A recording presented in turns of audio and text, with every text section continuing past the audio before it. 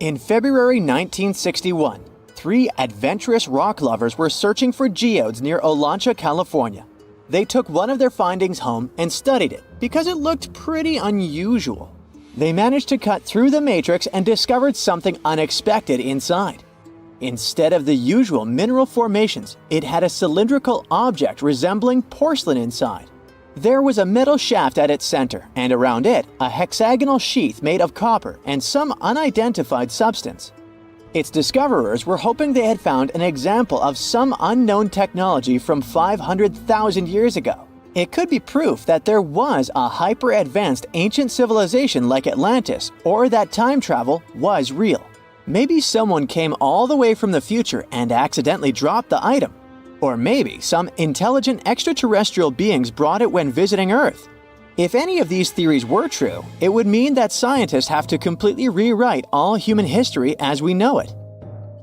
But not everyone shared the excitement, and truth seekers and alternative archaeology circles were trying to solve the mystery of the so-called Koso artifact until the late 90s with theories and debates.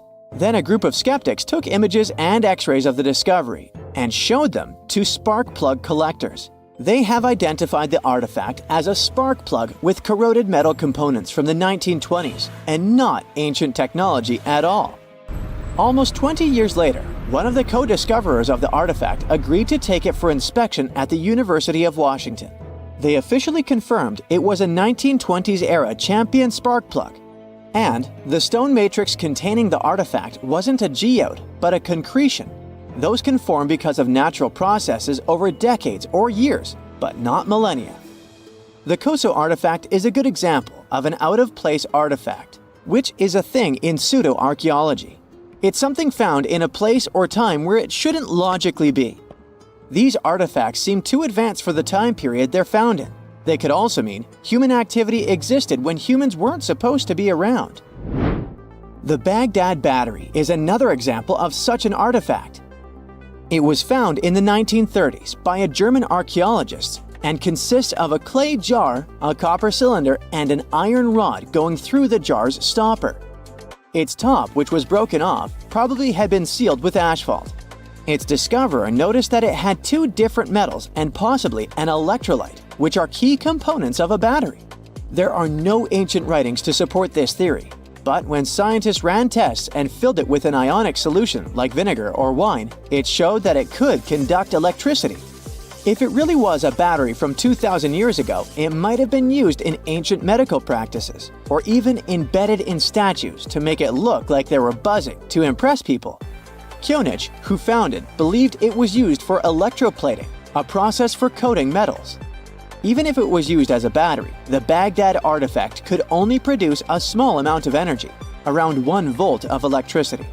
So, some people believe it was used as a storage container for sacred scrolls. Back in the 1930s, a couple stumbled upon something strange while walking along Red Creek in London, Texas. It was a piece of wood sticking out of what looked like an ancient rock formation. Around a decade later, their son, who was really curious to find out its secret, decided to crack open the rock and found a surprisingly modern hammer inside. This discovery caught the attention of Carl Bau, a young Earth creationist who claimed the rock surrounding the hammer dated back to the Cretaceous period. He saw it as evidence against evolutionary theory. After some investigation, scientists proved that the rock was not as ancient as it seemed. Geological processes have just encased the modern hammer over time, so it wasn't evidence of humans coexisting with dinosaurs like the Flintstones, as some hoped. It was just a case of a miner dropping his hammer centuries ago and nature doing its thing. A Chinese archaeologist supposedly stumbled upon some caves that seemed to serve as a burial ground for small beings with big, oval heads. Alongside these remains, there was rock art depicting figures with round helmets, the sun, the moon, the earth, and stars connected by groups of pea-sized dots. They also found over 700 mysterious stone discs etched with spiral grooves. Things got even weirder when these discs were sent to a Chinese professor who claimed the grooves were actually written characters. According to his translation, the discs told the tale of Dropa visitors from another planet who had crashed their spaceship on Earth about 12,000 years ago and had tried to live among us until they were hunted down by locals. But there's no concrete evidence that any of this actually happened. The story was first published back in the 1960s in a couple of articles, but it all seemed a bit fishy. None of the people involved, the archaeologist, the professor, or even the university they supposedly worked at, seemed to have left any trace in the records. And while there is a group in Tibet called the Dropa, they're fully human, not extraterrestrial visitors, and there's no solid proof that the Dropa stones exist at all. In a remote part of China, there are some bizarre pipe-like formations known as the Baigong pipes. A local explorer found them back in 1996, protruding from Mount Baigong and along the shores of Tosan Lake nearby.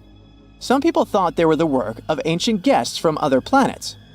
When samples of the pipe material were tested, they contained mostly common minerals, but there was a mysterious 8% of unknown stuff. Special testing revealed that these pipes had been there before humans. Chinese geologists later visited the site and suggested that these pipes were formed naturally over time. It could be sediment piling up in the fissures in the earth, or even fossilized tree roots from the area's lush past, but it's not certain. There's a mysterious terracotta head in Mexico with a hard-to-pronounce name, discovered back in the 1930s during a burial excavation. This head looked a lot like fancy Roman statues, so it wasn't clear what it was doing in Mexico. For some reason, the discoverer kept it secret for several decades. The head was found in a pyramid with 3 floors about 40 miles from Mexico City, alongside gold, copper, and pottery. Some argue that if this head really is many centuries old, it could mean the Romans or some other civilization had made it to Mesoamerica before Columbus did. There are also drift voyage theories mentioning a shipwreck after which some artifacts and survivors made it ashore. Some suggest that this figurine head was a little souvenir brought over by the Vikings. But there's no solid archaeological proof of the Vikings meeting the folks in Mesoamerica. There are some artifacts floating around, but none of them have been stamped as undeniable evidence of pre-Columbian contact, so the mystery of how this head ended up where it did remains unsolved. While digging a trench along a river in Romania, workers found a wedge, which is now famous as the aluminum wedge of Ajud, or the object of Ajud. Right next to it, there were some mastodon bones. Those distant relatives of elephants lived 11,000 years ago, so the wedge is probably of the same age. The cool part is that it's made of aluminum, a metal not even discovered until the 1800s. This material requires serious heat to produce. The wedge is also covered in a thick layer of oxide that's been sitting there for hundreds of years. Some folks believe this wedge must have crash-landed here on a spacecraft from some other planet. Some scientists think it's all a hoax, and others suppose it might be a human-made object with an unknown purpose. Imagine a place that could literally start at one end, trek over 1,800 miles straight to the west, and still be stuck under that massive canopy. This place is like a haven for all sorts of crazy creatures, hosting around 10% of the world's species. It's always been seen as this wild, untouched paradise where humans haven't messed things up yet. You know, like a glimpse into how the world used to be before we spread like wildfire across every continent, causing chaos everywhere. I'm talking about the Amazon region. That massive jungle turns out to be hiding some seriously cool secrets. For centuries, people have been talking about these lost cities deep within the forest. We're talking about El Dorado, the legendary city of gold that had Spanish explorers going crazy, venturing into uncharted territory, never to return. And even in the 20th century, the adventurous Percy Fawcett went looking for the lost city of Z and disappeared into the jungle, leaving us all hanging. Scientists have actually found evidence that ancient cities did exist in the Amazon. But how did they find these hidden ruins in such a dense and remote forest? Well, they've got this awesome technology called LiDAR. Basically, they hopped into a helicopter and used light-based remote sensing to digitally strip away the canopy and reveal the ancient ruins of a massive urban settlement around Llanos de Mojos in the Bolivian Amazon. The place was once home to the Casarabi culture, which thrived from 500 to 1400 CE. They had these incredible urban centers with huge platform and pyramid structures. They even had raised causeways connecting different suburban-like settlements spread across miles and miles of land. These guys were seriously ahead of their time, and they had an epic water control and distribution system with reservoirs and canals. So yeah, the Amazon rainforest wasn't just some untouched wilderness. It was actually heavily populated and even urbanized for centuries before recorded history of the region began. But the thing is, a bunch of people turned a blind eye to the fact that there were actually some pretty cool architectural sites lurking around here that totally deserve some exploring. Scientists predict that in the next 10 to 20 years, we're going to uncover a ton of these cities, and some might even be bigger than the ones we're talking about here. Michael Heckenberger, an anthropologist with the University of Florida, points out that we've seen some similar settlement features, like moats and causeways, in other parts of the ancient Amazon. This new research reveals something totally mind-blowing. Past examples of urbanism in the Amazon were more like groups of villages connected together, not quite what we'd call urban. You see, they were missing those fancy larger centers with their grand architecture and stuff. But guess what? Llanos de Mojos has got them. This place is the real deal when it comes to a fully urbanized Amazonian landscape. So, in the Llanos de Mojos region, a bunch of ancient settlements have been found. These were home to the Kasarabi people, who were all about hunting, fishing, and farming maize. We're talking about hundreds of sites, spread across 1,700 square miles. But these sites were so remote and hidden in the tropical forest that it was like trying to find a proverbial needle in a haystack. A team of archaeologists weren't going to let that stop them, though. They decided to take to the skies and use some fancy LiDAR mapping technology. Just imagine an aircraft flying over the area, shooting out a bunch of infrared beams. These beams hit the ground and bounce back, giving us the distance to different objects. It's like creating a super detailed map from above. Using computer software, these genius scientists were able to strip away the trees from the images, revealing the Earth's surface and all the ancient archaeological goodies hidden beneath. And boy, did they strike gold. They found a whopping 26 unique sites, including 11 that nobody even knew existed before. So what about these 26 super cool sites?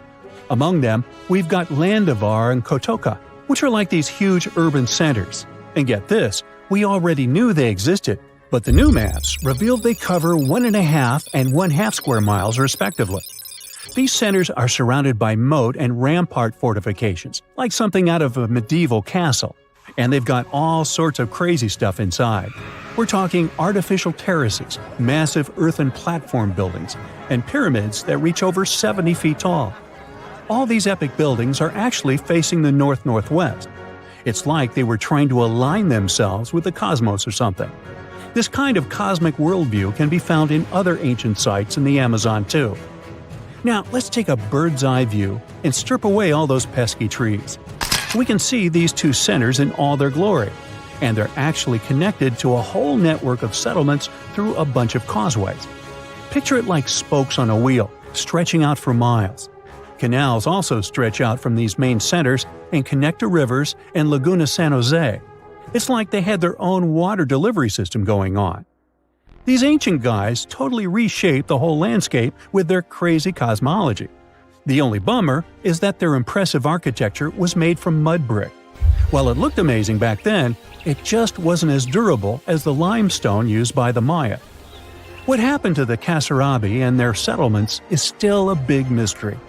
But based on dating at the sites, it looked like they disappeared around 1400 CE, way before Europeans arrived in the Amazon. One theory is that a massive drought hit the region and messed everything up. The researchers found these massive water reservoirs at various sites, which is pretty interesting, considering how rainy the Amazon is known to be. Who knows if they were for drinking water or farming fish and turtles? But hey, severe droughts have happened in the past, and it only takes a couple of bad harvests to make people pack up and move on. What's even more interesting is that these communities thrived in the same area where this guy Fawcett we mentioned before went missing while searching for his lost city of Z. Maybe he was onto something after all. This is how it was. Fawcett stumbled upon this super cool document called Manuscript 512 at the National Library of Brazil. It's believed to have been written by a Portuguese explorer. Now, according to this document, back in 1753, a group of explorers discovered the remains of an ancient city. It had arches, a statue, and even a temple with hieroglyphs. But the document didn't spill the beans on where this city was located. So Fawcett got all hyped up about finding this city and made it his secondary mission after his main goal of finding something called Z. At one point, he had to come back to Britain to run some errands, but in 1920 he decided to give it another shot. Fawcett went on a personal expedition to find the city, but it was unsuccessful. 5 years later, Fawcett, his son Jack, and their buddy Raleigh Rimmel disappeared in the Mato Grosso jungle. Some researchers think that Fawcett might have been influenced by info he got from indigenous folks about this place called Kohikagu. Turns out Kohikagu was discovered by Westerners in 1925, and it had the ruins of 20 towns and villages. Up to 50,000 people might have lived there. And get this, the discovery of other earthworks in southern Amazonia totally supports Fawcett's theory. In 2005, an American journalist wrote an article about Fawcett's crazy expeditions and discoveries. He called it The Lost City of Z. Catchy, right?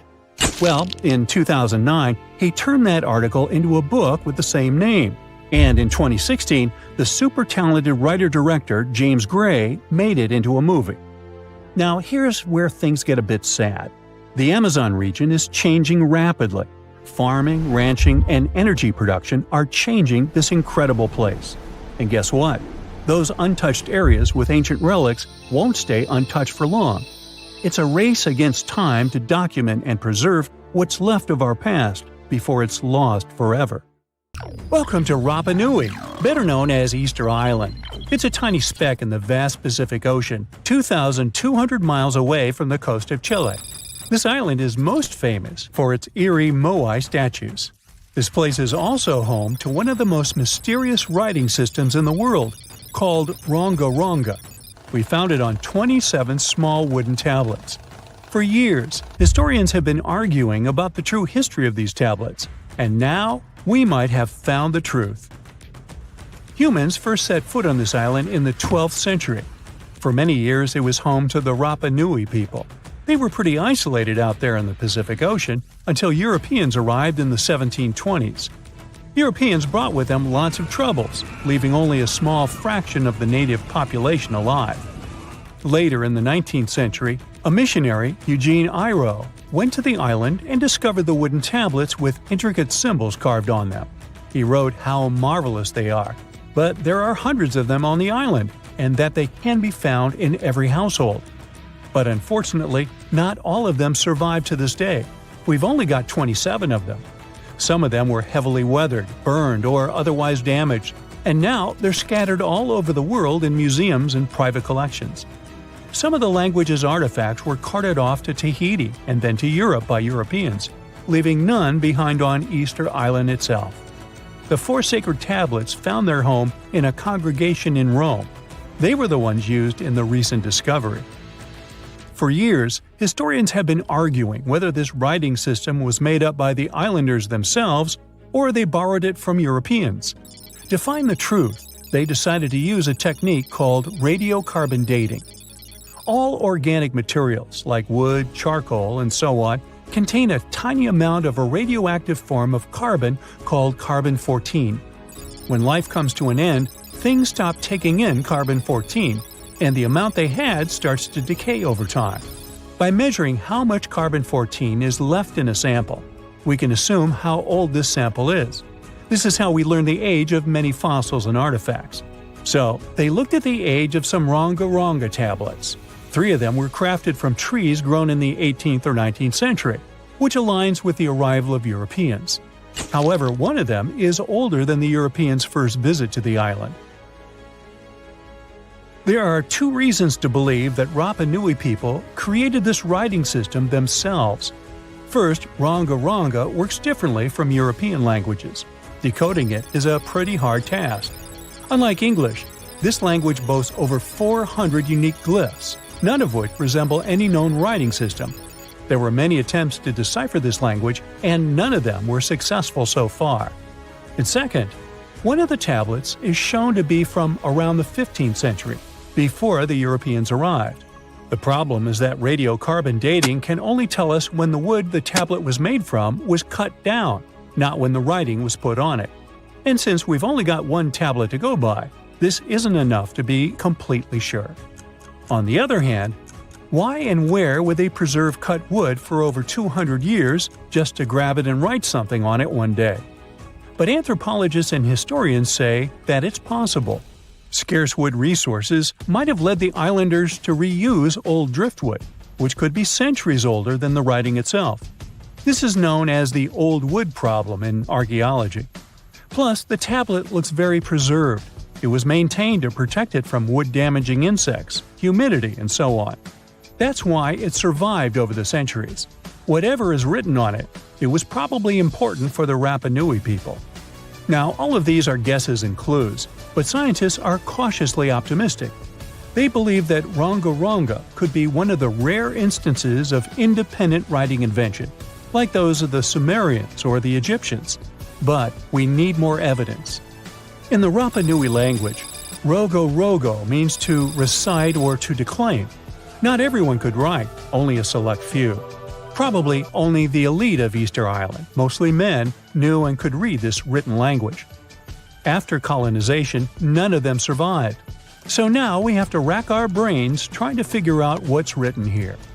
First, scholars can't agree on what type of script it is. We aren't even sure that this was their language. But even if it was, we don't know whether it's a primitive form of writing or a fully developed system. In the 1990s, a linguist, Stephen Roger Fisher, believed he might have cracked the code of Rongo Rongo structure. His idea was that these tablets conveyed cosmogonies. Cosmogonies are stories or narratives that explain how the universe was created and how natural phenomena came to be. They often come from ancient traditions and cultures, like those found in East Polynesia. The tablets could have talked about things like how the world began, where everything came from, and how different aspects of nature, like the stars or the mountains, were formed. This would also explain why only the wise elite could write. Fisher thought that Rongo Rongo is a mix of logographic and semasiographic systems, which means that some symbols represent spoken words, while others represent ideas or concepts. But deciphering them would be very hard because it requires extensive memory and knowing context, because the symbols are more like hints than complete expressions. However, other language experts disagreed with his ideas, saying there were problems with how he put together his theory.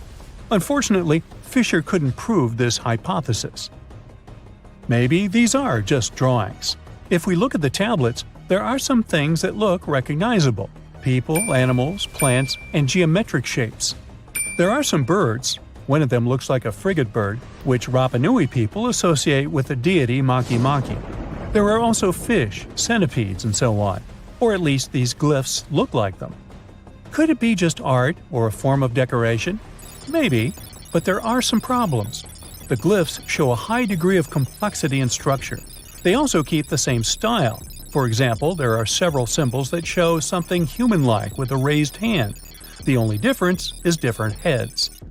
As if it wasn't complicated enough, this unique writing style also uses a system known as reverse boustrophodon. This means that each alternate line is flipped upside down, resembling nothing seen elsewhere. We don't know why they would turn the tablet upside down after each line. But all this shows that they had some sort of system and organization behind these symbols. Plus, it seems like they use these tablets every day for some practical purpose. But there's some hope for the future. New technology, like AI and other computer programs, might help us understand lost languages. We already started creating algorithms that could help us solve other mysteries, like the Voynich manuscript. Academics even organized the Vesuvius Challenge, a machine learning competition that, in 2023, cracked the riddle of the ancient Herculaneum scrolls.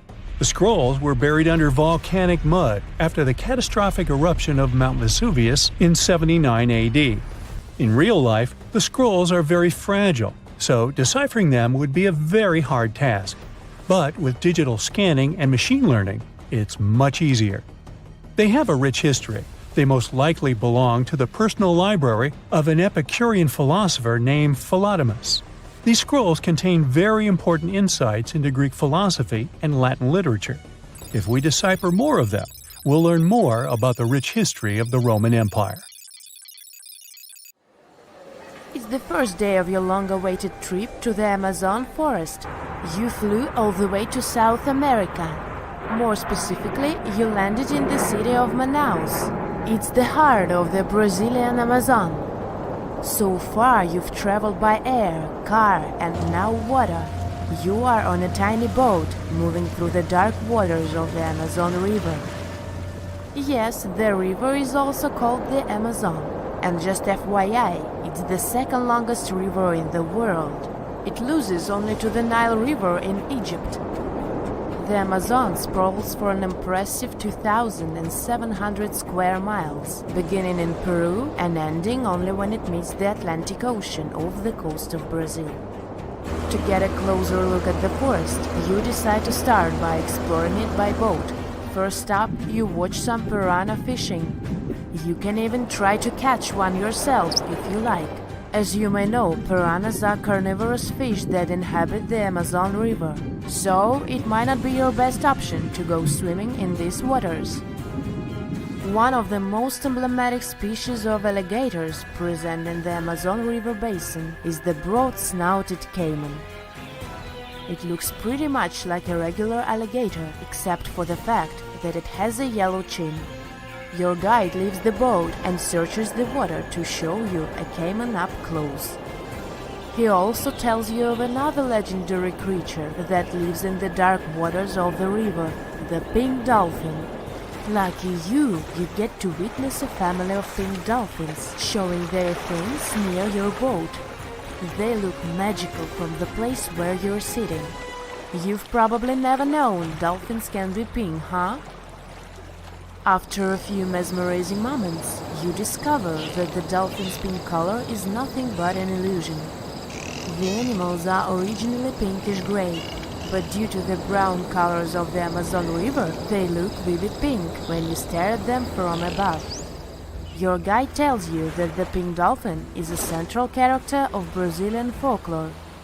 Locals believe that the pink dolphins can turn into humans and wander off into towns at night. You get off your boat near one of the entrances to the forest. Now you're going to continue your trip on foot. Your guide says that you are venturing into very dangerous terrain. The Amazon is home to some of the creepiest species of wildlife on the globe. But don't worry, we'll get to see a lot of them today. You've come prepared, of course. Bug spray, a raincoat, and your sharp eyes. Inside the jungle, you need to be alert at all times. You may have heard legends of the anaconda, a snake that can swallow animals as big as a cow in one go. Sorry to break it to you, but those are not just legends. Reptiles like these do actually exist. They live deep in the jungle. Is it right there, moving between the trees? Is it a spider? The so-called Goliath bird-eater is a monster spider. Its legs can grow up to a foot in length, and the spider itself can weigh around 6 ounces. It's also known as the king of tarantulas. You shouldn't get too close, of course. It's not venomous to humans, but its bite can surely sting. As its name suggests, the Goliath bird-eater can even eat birds, as long as they are smaller than it is.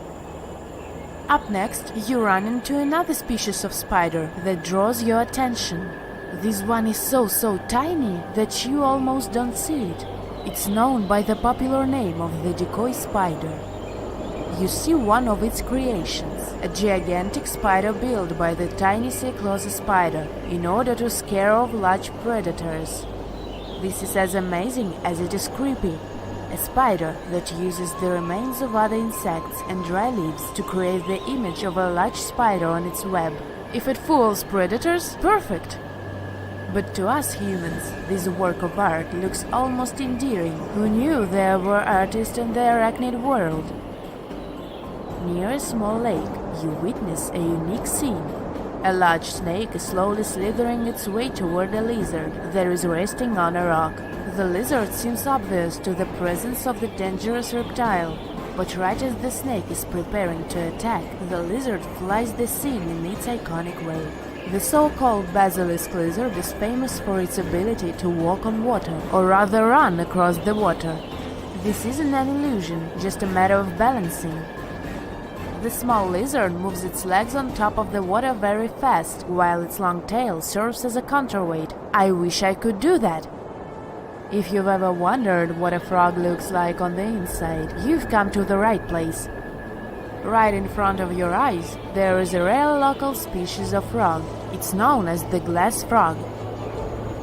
This species of amphibian has a type of transparent skin that is completely see-through. In other words, you can see the frog's interior with astounding clarity. It's as if you had X-ray vision. Moving on with your journey, soon you come across a pond. Floating on its water is probably the biggest water lily you've ever seen in your life. These huge plants are also known as the Victoria Amazonica. They can measure up to 8 feet across and hold the weight of a grown-up person. But I wouldn't recommend trying to climb on it if I were you. Just cause, it's the Amazon forest we're talking about. The wildlife here is amazing, but the forest itself is also a sight. There are over 80,000 species of plants and trees grown in the Amazon rainforest. In fact, you can find 10% of all the world's wildlife in this jungle. An estimated 400 billion trees grow on the gigantic area the forest occupies. Of course, this place is bound to be biodiverse, right?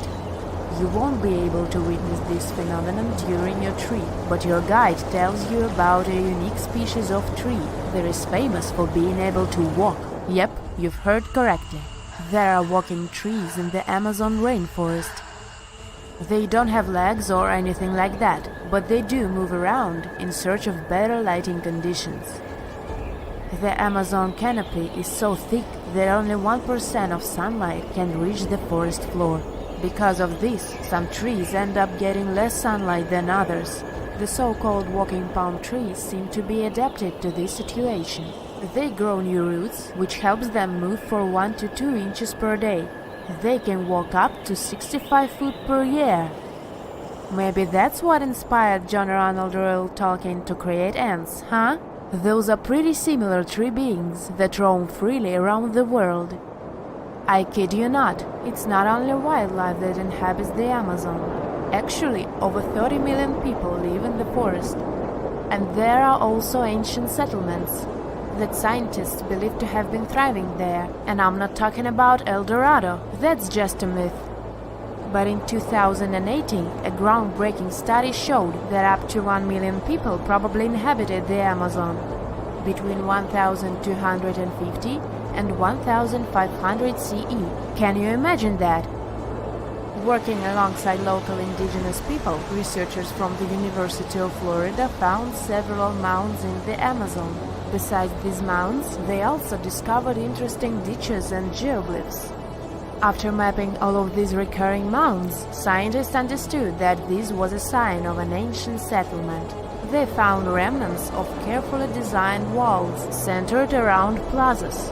This could only mean that these ancient cities were big and could host hundreds of thousands of people. These findings brought back the idea that the Amazon could have been home to thriving civilizations way before the Europeans arrived there. But rather than cities drenched in gold, they were simply well-developed agricultural societies. The unanswered mysteries surrounding ancient civilizations have been a source of inspiration for many conspiracy theorists. In fact, some of these mysteries are so interesting that many of us either already believe them or would like to. One thing is for sure though, none of those thousands of conspiracy theories have ever been, classified. Or have they? We're all aware that the CIA has done some questionable things throughout history for the sake of national security, but you wouldn't expect a book to be both a national and international threat. The CIA recently declassified parts of a book that talks about lost ancient civilizations and the catastrophic events that made them vanish thousands of years ago. This mysterious book was written in 1963 by a guy named Chan Thomas, and it was going to be published by Emerson House in 1965 until the CIA got involved. For some mysterious reason, they classified the book, and it was never released to the public until recently. But here's where it gets interesting. The book was declassified in 2013 due to the Freedom of Information Act, but it wasn't released to the public until 2016. And what was released truly raises a few questions. The original version of this document was 284 pages long, but the PDF essay that was released was heavily censored, with just 57 pages, which makes it 1/5 of the whole document. The pages were edited before they were released to the public in such a way that you wouldn't even notice that the other pages were missing. Now, no one really knows why this book was classified in the first place, but it has some interesting content from what I've gathered. The author of the book had quite the imagination and a huge love for ancient civilizations.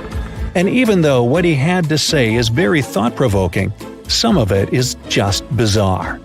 He believes that our planet is locked into a never-ending cycle of pole shifts and Earth crust displacements that are responsible for the mass extinctions of many civilizations which existed more than 6,000 years ago, even before the Sumerians. He believed that these events caused more damage to the Earth than meteors, and he bases this theory on a few artifacts that exist around the world, but weren't really noticed until recently. But I'll get into that in a bit. Those mass extinctions that the book talks about include the end of the Ice Age, when huge 2-mile-thick ice sheets disappeared from northern Europe, Northern America, and Canada, and caused 100 species to go extinct. And here's how the author illustrates his hypothesis. He believes that there was a geomagnetic pole shift which caused catastrophic changes to both the atmosphere and the Earth's crust, resulting in the extinction of many civilizations over time. Now, even though the geomagnetic pole shift is a real thing, it doesn't just happen overnight. It happens really slowly, only about every few 100,000 years, according to scientists. But it's a bit more complicated than it sounds. It is a well-known fact that the North Pole is somewhere above Alaska, and the South Pole is close to the middle of Antarctica. Now, these are the geographic poles, and they'll always be north and south. However, the Earth's magnetic poles flipped a few 100,000 years ago. So if you had a compass, let's say 700,000 years ago, it would instead point south and show you the Antarctic. But the author of the book has a different theory. He believed that the flip of the north and south magnetic poles doesn't happen every few 100,000 years, but every 12,000 years, and that this flip occurs in just a few hours, causing a catastrophic apocalypse. He thinks this happens as a result of an explosion inside the Earth's core. This explosion causes the magnetic poles to flip, but it also causes the Earth's crust to move. According to the book, due to these catastrophic events, a lot of the Earth's continents that were submerged underwater rose above sea level in just a few hours. Now, here's where it gets interesting. The author also states that the Peruvian Andes were beneath the ocean before the last pole shift. And even though it seems far-fetched, since the Andes are approximately 22,000 feet above sea level, there was evidence to support that claim in the late 80s. Scientists found whale bones and fossils that are said to be millions of years old on top of the Andes and the Himalayan mountains. It's also suggested in the book that the deep freeze the Earth went through during the Younger Dryas event caused the Gulf Stream to be disrupted, and he points to some interesting evidence to support that theory. Frozen mammoths were found trapped in blocks of ice with food still in their mouths. Now, this is a true mystery, because freezing cold weather is in their nature, and they were among the few animals that could truly survive in the Ice Age. So, what could have caused them to freeze so quickly? Kinda makes you go, doesn't it? The document describes the Great Pyramid of Giza as a true enigma as well. The Pyramid of Giza is made out of 2.5 million stone blocks that are placed on top of each other with great precision. It's close to 750 feet wide and more than 450 feet high. To this day, we're still not able to explain how it was constructed, and it's quite difficult to understand the internal design as well.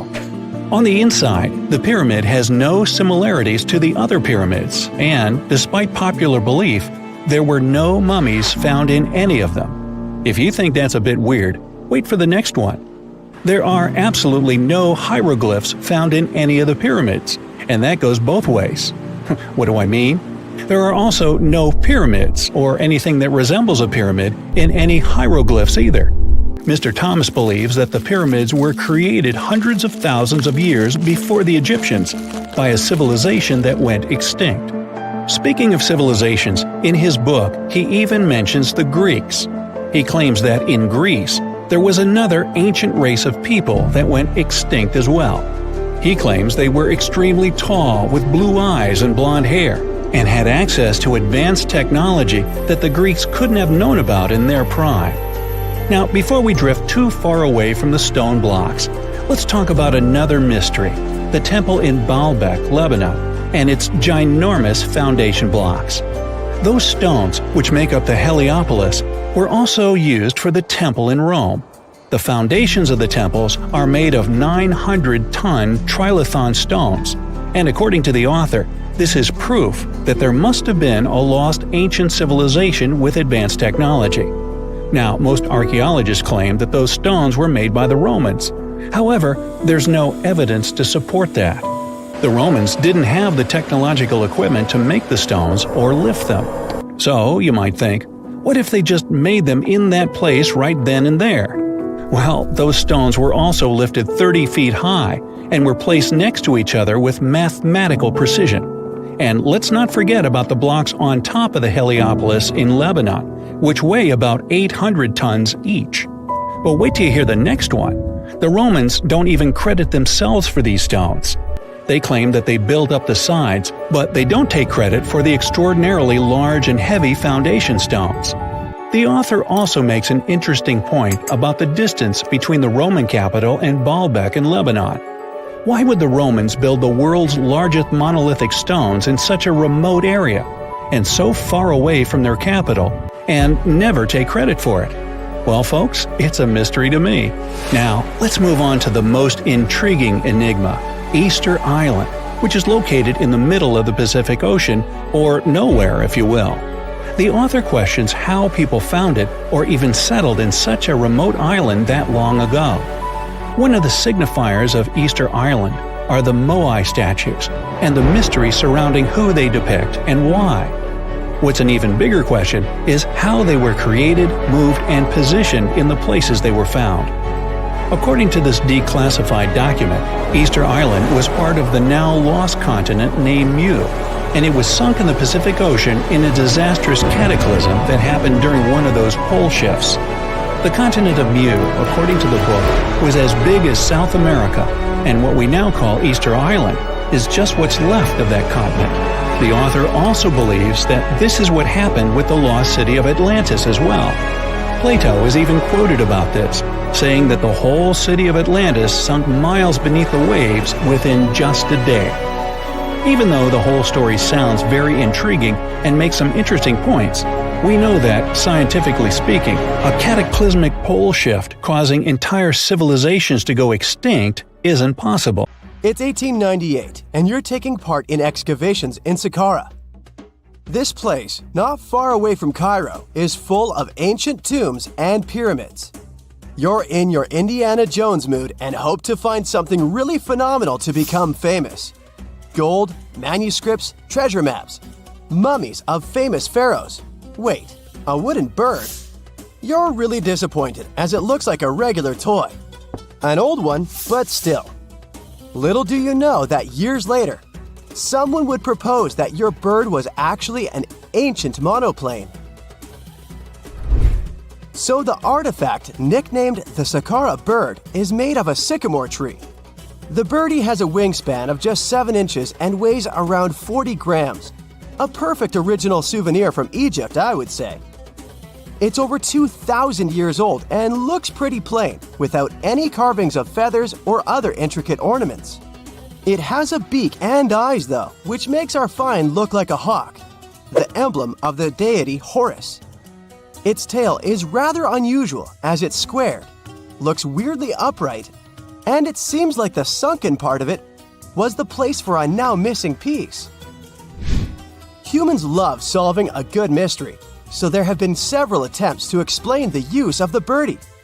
First, quite simply, is that it was a ceremonial object. The second idea is that it was a toy for a child from some well-off family. It could have been some sort of boomerang, which was a popular concept in ancient Egypt. Then there was a theory that the bird had been used as a weather vane. But this one has been debunked as the figure doesn't have any holes or markings, except for the one made at the museum in Cairo to fix the exhibit on a stick. So there was no way to hang it in the past.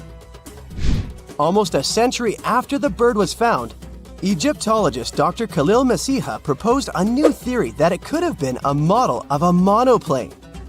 He believed the bird was missing a horizontal tailplane.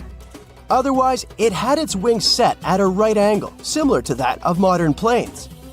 It could have worked to generate the aerodynamic lift necessary for flights. Dr. Masiha also claimed that it was common at that time to place miniature models of technological inventions in tombs. So, did the ancient Egyptians really invent the plane in 200 BCE? That would make the Wright brothers, who are considered the inventors of aviation, really upset. They made one of their first flights only in 1903. There's just one way to know for sure, and that is to test the model. But you know, the ancient museum in Cairo would unlikely let one of their cherished exhibits fly around like a toy. That's why glider designer Martin Gregory built a similar model, this time of balsa wood, and concluded that even with the missing tailplane, the plane wasn't much of a flyer. Case solved? Not really. This didn't sound convincing enough to the History Channel, so they invited an aerodynamics expert to build another replica of the bird. He tested it in weather conditions similar to those in Egypt and was impressed with the little plane's abilities. So, if they did invent the prototype of a plane back in the times of pharaohs, it would be a good example of an oupart. That's an out-of-place artifact, an object that's way ahead of its time in terms of technology or history. And the Saqqara bird isn't the only example of such a revolutionary concept. In 1901, a group of divers retrieved the Antikythera mechanism from an underwater shipwreck near the Greek island of Antikythera. It's been dubbed the world's first analog computer, and it's currently dated around 100 BCE. The bronze mechanism could tell the position of the sun, moon, planets, and stars, as well as the lunar phase, the dates of upcoming solar eclipses, and even the speed at which the moon moves through the sky. No one's sure who used it and how or where it was made, but it's obvious that it's extremely precise and way too advanced for its time. The first flushing toilets in the world were invented in the middle of the 20th century. Just kidding. The ancient Minoans on the Mediterranean island of Crete and the Indus Valley civilization both came up with this brilliant invention at the same time, around 4,000 years ago. The plumbing and sanitation were so well done that no one managed to design anything better until 2,000 years later. One ancient Minoan lavatory was discovered at the Palace of Knossos. It looks like it had a wooden seat set over a tunnel that directed water from a rooftop reservoir to an underground sewer. Other varieties got water from jugs. Only the super rich people could afford all this glory. So if you wanted to shop for real estate back then, the flushing toilet would be a telltale sign you were in the rich neighborhood. Automated doors became a cool, seemingly new invention back in 1931. But the technology behind them is actually much older. Think the 1st century CE old. Mathematician and engineer Heron of Alexandria came up with a hydraulic system to open and close temple doors. To bring it into action, you need to light a fire to produce heat. There was a brass pot under the fire, half filled with water. The inventor connected the brass pot to containers that acted as weights.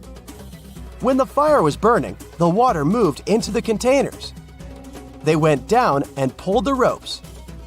It was nothing like a supermarket door that opens in front of you before you even have time to think. Heron's door took hours to open, and there was no way to stop the process. That's why they only opened the doors once a day before people entered the temple, to add some mysticism at the temple during ceremonies. Spooky. Looks like the first ever battery was invented in Baghdad around 2,000 years ago. A German archaeologist found this oval-shaped clay jar in 1938. Scientists are still not sure what purpose it served and who exactly invented it. There is a theory that it was used for electroplating objects with precious metals. When they filled it with a weak acid like vinegar, the battery produced around 1 volt of electricity. Another theory says it was a vessel for sacred scrolls. Would you like to buy contact lenses designed by Leonardo da Vinci himself? In 1508, he invented a glass lens with a funnel on one side. You were supposed to wear it with water inside to improve your vision. Sounds a bit uncomfortable, doesn't it? So, around a century later, French scientist René Descartes decided to improve the idea and make the cornea contact the future lenses. Contacts because they contact your eyes, get it? The glass tube with liquid did help improve vision, but blinking was sadly impossible. 2.5 centuries later, new technologies in the glass industry let scientists design contacts that would fit in the eye and even let the wearer blink. Thanks, guys! Still, those lenses were made of heavy blown glass and didn't let the eye breathe.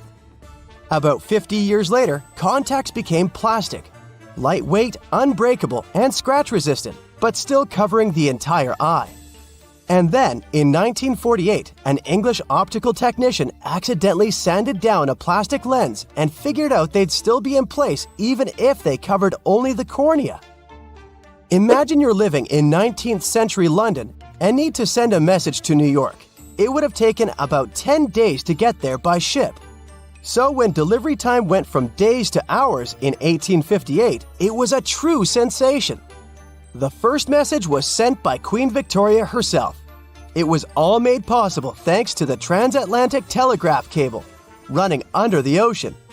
Sadly, the new cool invention only lasted a few weeks. It took years to bring it back to life. In 1850, French scientist Auguste Mariette went to Egypt looking for manuscripts, but accidentally found a head of a sphinx sticking out of the dunes. He cleared the sand and figured out the sphinx was guiding the entrance to some underground construction. Several months later, he finally entered the Serapeum of Saqqara. Inside, he found an enormous granite sarcophagi with remnants of 64 bulls.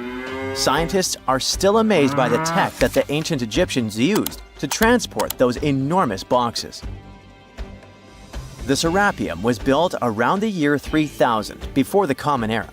It was an underground tomb built to honor the sacred Apis bulls of ancient Egypt. It had a long hallway, almost 500 feet long, with giant stone rooms on both sides. Some of the sarcophagi weighed as much as 50 average cars, and all of them were made with super precision, with exact 90-degree angles. These sarcophagi were beautifully decorated with hieroglyphs and carvings that told stories about the lives and importance of the Apis bulls. Now, there are 24 sarcophagi left. In ancient Egypt, Apis bulls were very special animals connected to the deity Ptah. They thought the bulls carried Ptah's spirit and wisdom, helped the pharaoh, and protected the Egyptians. Priests looked for special markings on young bulls to find Apis bulls. It could be a white triangle on its forehead, which symbolized divine light, a shape on its back like a vulture's wing, and a scarab shape under its tongue, which stood for rebirth. If a bull had these signs, they believed it was chosen by Ptah and treated it like royalty. The chosen bulls lived in a special temple in Memphis, the city where they worshipped Ptah. They received the best care and offerings from visitors who wanted their blessings. When an Apis bull passed away, it was treated with great honor and mummified. When Mariette entered the Serapeum, he noticed traces of rollers on the gallery's floor and found 2 wooden horizontal winches. Each had 8 levers. Later, other explorers saw double rails. The burial chambers were lower than the hallway floor. To get the boxes into place, workers filled the chambers with sand so the sarcophagi could be rolled in straight. Then they slowly removed the sand to gently lower the boxes into perfectly cut spaces in the bedrock. A carved stone sign found in the Serapeum said it took 28 days to move just one sarcophagus and its lid into its spot during the time of Ptolemy II. The extreme precision of the sarcophagi with 90-degree angles also has an explanation. Ancient Egyptians wrote texts, or rather, papyrus, on geometry a long time ago. It shows that they knew the approximate number pi and could calculate the volume of a pyramid with its top cut off. If they could figure out complicated math like that back then, it makes sense that they could also carve perfectly flat surfaces 500 years later. All this sounds pretty legit, but some people think certain things don't add up here. The size of boxes is way larger than the size of bulls, yet they buried pharaohs in tiny coffins that barely fit their bodies. The sarcophagi are made out of granite with crazy precision, and they could have just used limestone, which would have made things way easier. The transportation of the boxes seems pretty simple, but only in theory. If one person could pull about 440 pounds, then at least 250 people would be needed to pull just one box. The tunnels in the Serapeum are really narrow, only about 2 feet wider than the boxes themselves. There's no way hundreds of people could have squeezed into those tight spaces to pull the boxes. And even if they did, how would they turn the box in the cramped corridor, lower it into its niche, and place it perfectly in the middle? Somehow they did this 24 times, and every box is centered perfectly. Plus, the chambers were dusty, and there were no signs of soot from lamps. This means they must have worked in almost complete darkness. The real use of the boxes could also be different. A long time ago, even before the Egyptian pharaohs ruled, the local people already knew how to use fermentation. It happens when tiny organisms called yeast eat certain ingredients like starch and turn them into gas and ethanol. So someone in ancient Egypt probably put food like barley, bread, and even meat inside a giant stone box, then closed it tight with a heavy lid. These stone boxes, carved from granite, were so precisely made that they were almost completely sealed, so nothing could escape from it. As the yeast inside the box started working, it created more and more CO2 gas. It built up pressure inside the box. The granite boxes were incredibly strong. They could handle more pressure than a car tire can hold. When granite was squeezed under such pressure, its crystals produced a tiny electric charge. This effect was possible because granite contains quartz, a material that reacts to pressure this way. The process also needed meat or animal parts, possibly to help the yeast grow better. Meat contains something called oleic acid, which yeast needs to keep growing and to survive the bad effects of the ethanol it produces. As the pressure inside the box kept growing, the combination of gases and electricity made these boxes not just ancient fridges, but powerful energy systems. Over time, the pressure inside got so strong that it could push the lid open and the gas would escape with a pop. But when people rediscovered the Serapeum in 1850, they found old drawings that showed piles of stones stacked on top of some of the box lids. So, someone long ago probably tried to make the lids even heavier by adding extra weight to make it harder for the gas pressure to push them open. This extra weight also meant the quartz crystals in the granite could keep creating more electricity under all that pressure. If someone opened one of these stone boxes thousands of years later, they would only find bones from bulls that were placed in the box. And that's exactly what Mariette discovered in the 1850s. They opened the Serapeum for visitors soon after the first excavations in the second half of the 19th century. Prince of Wales even had a luncheon with his guests in one of the sarcophagi. Sands and earthquakes made the site inaccessible for a while, but now you can visit it again and try to solve the mystery yourself. With new tech, we could have answers to many other historical mysteries soon. A team of scientists at Chicago's Field Museum of Natural History recently used a special CT scanner to learn more about ancient Egyptian mummies without unwrapping them. They gently rolled 26 mummies on custom carts out to the parking lot, where the scanner was waiting. It took thousands of detailed X-ray pictures of each mummy and their coffins. When all the pictures were put together, they created 3D images that showed what was inside, the skeletons, and some artifacts. The scientists hope these images will help them understand ancient Egyptian burial practices from over 3,000 years ago. Even though the scanning process only took 4 days, it might take 3 years to study all the data. But scientists were able to learn some personal details about the mummies. One of the most popular mummified individuals at the museum, Lady Chineta, was a woman who lived in ancient Egypt about 3,000 years ago. It looks like she passed away in her late 30s or early 40s. To make sure her body looked complete for the afterlife, embalmers put stuffing in her neck to keep it from collapsing. They also placed artificial eyes in her sockets, so she would have eyes in the next world. She was wrapped in fancy linen and placed in a beautifully decorated coffin. The scans revealed that it had been carefully crafted with a slit at the back, which embalmers used to fit the body. There were also some artistic details on the surface, like markings for her knees. It looks like her burial was on the scale of a high-end luxury car. When you hear the word mummy, you might get a chill down your spine. That's because most of us associate this word with those creepy characters we've seen in some scary movies. But in reality, mummies have helped us understand a lot about ancient civilizations, their rulers, and about how people used to deal with losing their loved ones. The people most famous worldwide for their mummies are the ancient Egyptians. They believed that some sort of existence after passing away was possible, if certain conditions were met. That's why they insisted on preserving the human body through the process of mummification and placing the mummy in a furnished tomb, kind of like giving it a fully functioning apartment of its own. Why did they believe in this? Well, because they were deeply connected to their natural environment for the most part. They saw the natural cycles around them, like how the sun rose every day, followed by the moon, or how new life was always sprouting from plants, even after they had wilted away. They also believed that the powerful spirit Osiris, who represented the cycle of passing away and resurrection, played a role in this process. To prepare for the afterlife, the ancient Egyptians followed certain rituals, like mummification, which involved using materials like honey, resins, and incense to preserve the body. There's no other mummy more popular than that of King Tut.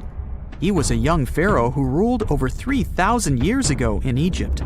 The problem with discovering ancient royal tombs is that most of such burial sites were previously robbed. People knew ancient rulers had been left with many valuable belongings, so those locations became vulnerable to thieves. When King Tut's tomb was opened in 1922, people were excited because it had not been robbed, like many other previously discovered royal tombs. That's how well hidden it was. Inside, his mummy was encapsulated in a total of 3 coffins, including one made of gold. The objects found in his tomb showed us what ancient Egypt was like, and studying his mummy also helped us learn about the culture and practices popular at the time when he passed away. We also learned about his family by looking at his DNA. Scientists were able to discover that he had had a disease called malaria and a problem with his foot that might have made it hard for him to walk. Ramses II was another pharaoh in Egypt who ruled for 68 years, which was quite a lot back in the day. He was known for his expansion campaigns and building projects. Many objects from his time as a ruler still exist today, including a large statue of him. Ramses II was about 6 feet tall and lived to be about 90 years old. After looking at his mummy, scientists concluded that he may have had a medical condition that affected his spine. Now, remember those thieves I mentioned before? They are probably the reason why Ramses II ended up in a plain coffin in a secret collection of royal mummies at Deir al-Bahari, which was rediscovered in 1881. Thankfully, archaeologists were able to identify him because his journeys had been recorded on his wrappings. The process was really tedious too. In fact, in ancient Egypt, the mummification process could take a staggering 70 days to complete. A special person would say a very specific speech while delicately handling the body and drying it out using a type of salt called natron. They also used linen and resin to make the body look more lifelike and to wrap it in cloth. The tomb was equally as important for ancient Egyptians. The walls of King Tut's tomb, for example, were adorned with intricate artwork that depicted his journey to the afterlife, from his burial procession to his passage through the underworld. The ancient Egyptians believed that everyone made this journey after passing away, and they filled their tombs with items and paintings to help the person in their spiritual travels. Additionally, the walls of the tomb were decorated with spells from a special book, which contained a collection of poems that the Egyptians believed would help people reach the afterlife. And speaking of how important this journey was, people also placed food in these ancient tombs. In King Tut's tomb, archaeologists discovered 36 jars of vintage beverages and 8 baskets of fruit, which were believed to be left there to help him in his journey to the afterlife. The Egyptians believed that traveling to the afterlife took a really long time, so they left a lot of supplies, such as food and water, to sustain their loved ones. Pharaohs also generally had numerous luxurious garments and beautiful jewelry in their tombs to ensure that they would have a fashionable journey. These items included various types of linen clothing, such as tunics, scarves, gloves, and headdresses, as well as a lot of gold jewelry with precious stones, like bracelets, buckles, pendants, necklaces, rings, and even precious depictions of insects for protection. Some were also deposited with fans made from ivory and ostrich feathers to keep them cool in the afterlife. Some ancient rulers were even placed in their forever apartments along with boats. For example, Pharaoh Khufu built the Great Pyramid at Giza as his tomb, and a large ship was found inside. King Tut, however, was buried with multiple boat paddles, but no actual boat. Instead, he had 3 chariots and numerous walking sticks made of precious materials, perhaps indicating he'd rather travel to the beyond by land, not by water. Amongst the most interesting objects found near ancient mummies are bottles of oils and perfumes. If rulers were supposed to be fashionable, why not smell nice too, right?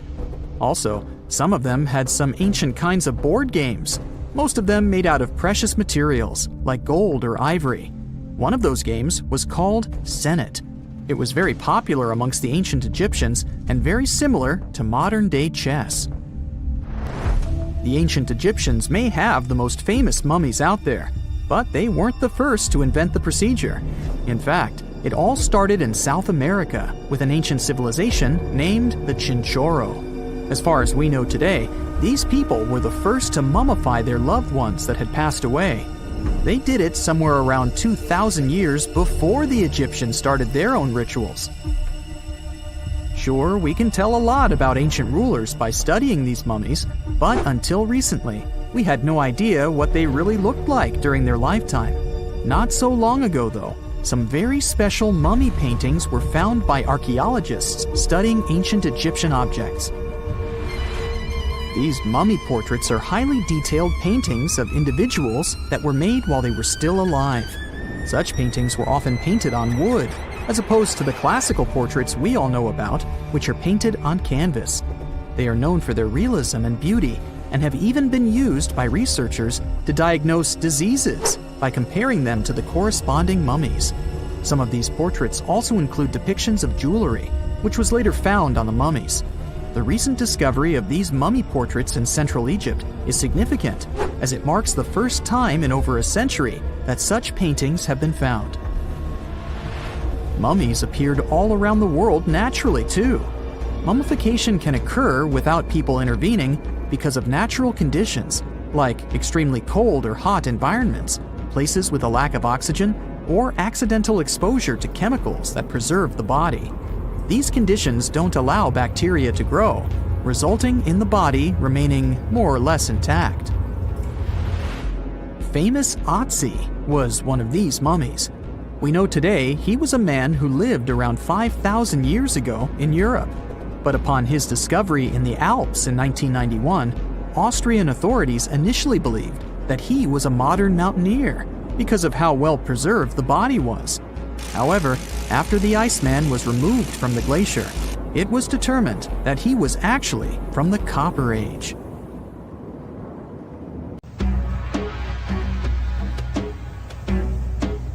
This is not a dune set. This is a very real desert in Niger. Jado was probably built by the nomadic Sao people and is filled with ksars, which are fortified houses made of salt and clay, with giant walls and secret passages. Located deep in the desert, it was once a vital stop for trans-Saharan caravans, but is now a hotspot for smugglers and bandits. The site has been off-limits since 2002 due to its dangers. The origin of the ksars remain a mystery. No archaeological studies have been conducted, leaving many questions unanswered. Even today, shifting sands reveal and conceal parts of these ancient ruins, fueling local speculation about what might still be hidden beneath the desert. Speaking of connective tunnels, scientists were blown away by the discovery of lava tubes in Saudi Arabia. These underground passages form when molten lava cools down. Researchers believe that ancient nomadic groups may have utilized these tunnels to survive the super harsh desert climates. While excavating the tunnels, archaeologists uncovered artifacts, rock art, and skeletal remains. The art and animal bones show that the people who used the tunnels were probably sheep and goat herders. They're still piecing together whether these groups lived in the tunnels for extended periods or just used them as temporary shelters. The Great Pyramid of Giza has been standing for thousands of years, but it's still hiding secrets. Using special scanning technology, scientists found two hidden structures under an ancient burial ground. The first is a shallow L-shaped structure, and below it is a much larger space that could be a final resting place or a chamber. The smaller structure was filled with sand on purpose, while the deeper one might be an empty chamber. Experts believe the two are connected, possibly as an entrance leading to a secret chamber. This is big news because it might give us some more insight into who built the pyramids and why. The world is full of ancient writing, but some messages refuse to give up their secrets, like the mystery of the Bashplemy tablet. This unusual stone, pulled from a lake in Georgia, is covered in symbols no one can read. Even with modern technology, experts are completely stumped. The tablet is about the size of a book, with 60 symbols carefully carved into its surface, but 39 of them don't match any known language. Some resemble scripts from ancient civilizations in the Middle East, India, and Egypt, but none are an exact match. To make things even trickier, part of the tablet is broken off, meaning a piece of the puzzle is missing forever. To rule out a hoax, scientists studied the tablet closely. They confirmed it's made of vesicular basalt, an extremely tough local rock. Whoever carved these symbols must have been really skilled. Based on similar archaeological finds, experts believe the tablet could date back thousands of years, possibly to the late Bronze or early Iron Age. Some symbols repeat, which could mean they're numbers. Maybe it's an inventory list, a record of battles, or even an offering to the deities. Until someone cracks the code, the Bashplemy tablet remains an unsolved mystery from the depths of history. Experts are still stumped with what this Minoan disc might mean.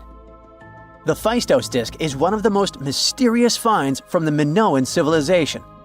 This 6-inch clay object, discovered in 1908, has strange spiral markings that no one has fully decoded yet. The disc has 241 symbols on both sides, showing everything from people and animals to tools and plants. Experts have come up with many theories about what the symbols mean. Some think it's an early form of Greek. Others suggest it's a prayer or a hymn. And some even believe it could be a letter from a king in Anatolia to a Greek ruler. Let's see who will be the first to figure this out. It's always a fun day at an archaeologist's office when they find something as big as a 2,000-year-old marble head. A French archaeologist mission went digging inside an old medieval house near Alexandria in Egypt and found a statue's head depicting an old, possibly ill man. This statue dates from the last Egyptian dynasty before it became part of the Roman Empire, and the site where it was found is associated with the likes of Cleopatra and Mark Antony. For archaeologists, even the smallest finds at this site means a lot. You've heard of Lucy, right? The Australopithecus that was an early ancestor for us humans.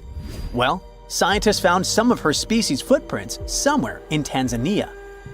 The so-called Laetoli footprints are over 3 million years old. The trail stretched 88 feet and has about 70 footprints, left behind when a bunch of early humans walked across some wet volcanic ash. What's cool is that these early humans were already walking on 2 feet, like us, not all hunched over like apes. The close spacing of the prints shows they probably had short legs and a shorter stride than we do today. In an ancient Egyptian temple, archaeologists uncovered a shrine unlike any other, a place dedicated to falcons and 2 mysterious deities. One deity had a falcon's head, while the other wore a crown with a sun disk and cow horns. But the most baffling discovery was an inscription that read, "It is improper to boil a head in here." At the heart of the shrine, there are 15 headless falcons carefully arranged on a pedestal, likely as offerings to the falcon-headed deity. One theory suggests the birds were boiled first, perhaps to pluck their feathers, before being placed in the shrine, following the strange rule carved into stone. Archaeologists also found a 13-inch iron harpoon nearby. Its true purpose remains unknown, although the shrine also held remains of fish, mammals, and bird eggs, suggesting that the rituals may have included feasting. And speaking of ancient Egypt, meet Hathor. Scientists named her after the ancient Egyptian deity of motherhood, music, and singing. This wooden statue, housed at the Metropolitan Museum of Art, was thought to be just a beautiful artifact, until a surprising secret was uncovered. Using an X-ray machine, experts found a mechanical operating system inside it, with pulleys and axles connecting her shoulder to her left leg. When activated, the system made her hand raise and lower, an engineering marvel from over 3,000 years ago. The statue was created during Egypt's Middle Kingdom, around 1800 BCE, and is often compared to 19th century automata due to its advanced design. It's believed the statue was used in religious ceremonies, symbolizing Hathor's role in dance and music. An unexpected discovery happened in northern Kuwait, where a Kuwaiti-Polish team uncovered a mysterious 7,500-year-old statue. The statue features an elongated skull, no mouth, narrow eyes, and a flattened nose. This feature is thought to be an Ophidian figurine, named after the Greek word for snake, and it was likely made by the Ubaid culture, a civilization known for their pottery skills. While no one knows exactly what role this weird statue played, it might have been linked to rituals or symbolic practices. Some scientists think these figurines, found in homes or final resting places, were tied to important cultural beliefs. We couldn't mention unresolved mysteries of this world without speaking about these elongated skulls. In the deserts of Peru, researchers uncovered 5 ancient skeletons, 2 with unnaturally elongated skulls. While head shaping was common in many cultures, these skulls defy explanation. Local legends tell tales of the so-called gentiles, a mysterious race banished underground by the powerful deities. Some say this is what the skulls represent. Others think this is some type of genetic anomaly, which was confirmed after finding an infant skull, too large to be artificially shaped.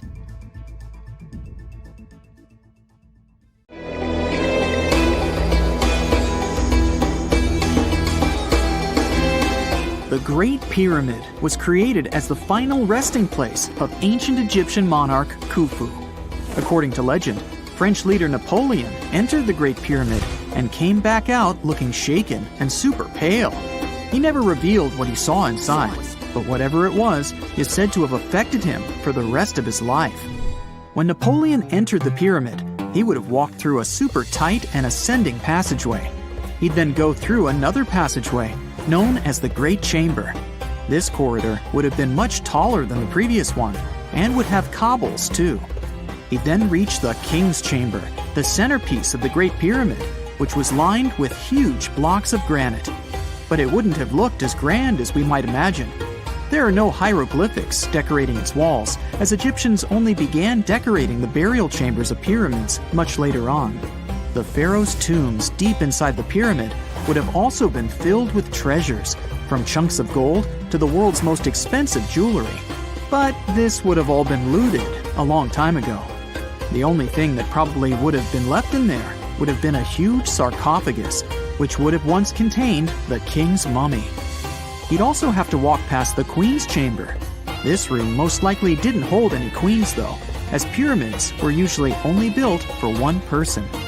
There are mysterious tunnels leading from here. To this day, no one is really sure what they're there for. And that's not the only mysterious and creepy thing Napoleon may have encountered, as stories of pharaohs leaving ancient curses on pyramids go way back. Many pyramids had warnings written on the outside, telling of horrifying things that would happen to those who entered and disturbed the peace. We might not know what exactly Napoleon found in the Great Pyramid that scared him so much, but we know for sure what was found in Tutankhamun's tomb. Tutankhamun was an ancient Egyptian pharaoh who was only 8 or 9 years old when he took to the throne. He became a cultural phenomenon when his tomb was discovered almost completely intact in 1922. His pyramid sits in the Valley of Kings in Thebes, modern Luxor, which is in Egypt.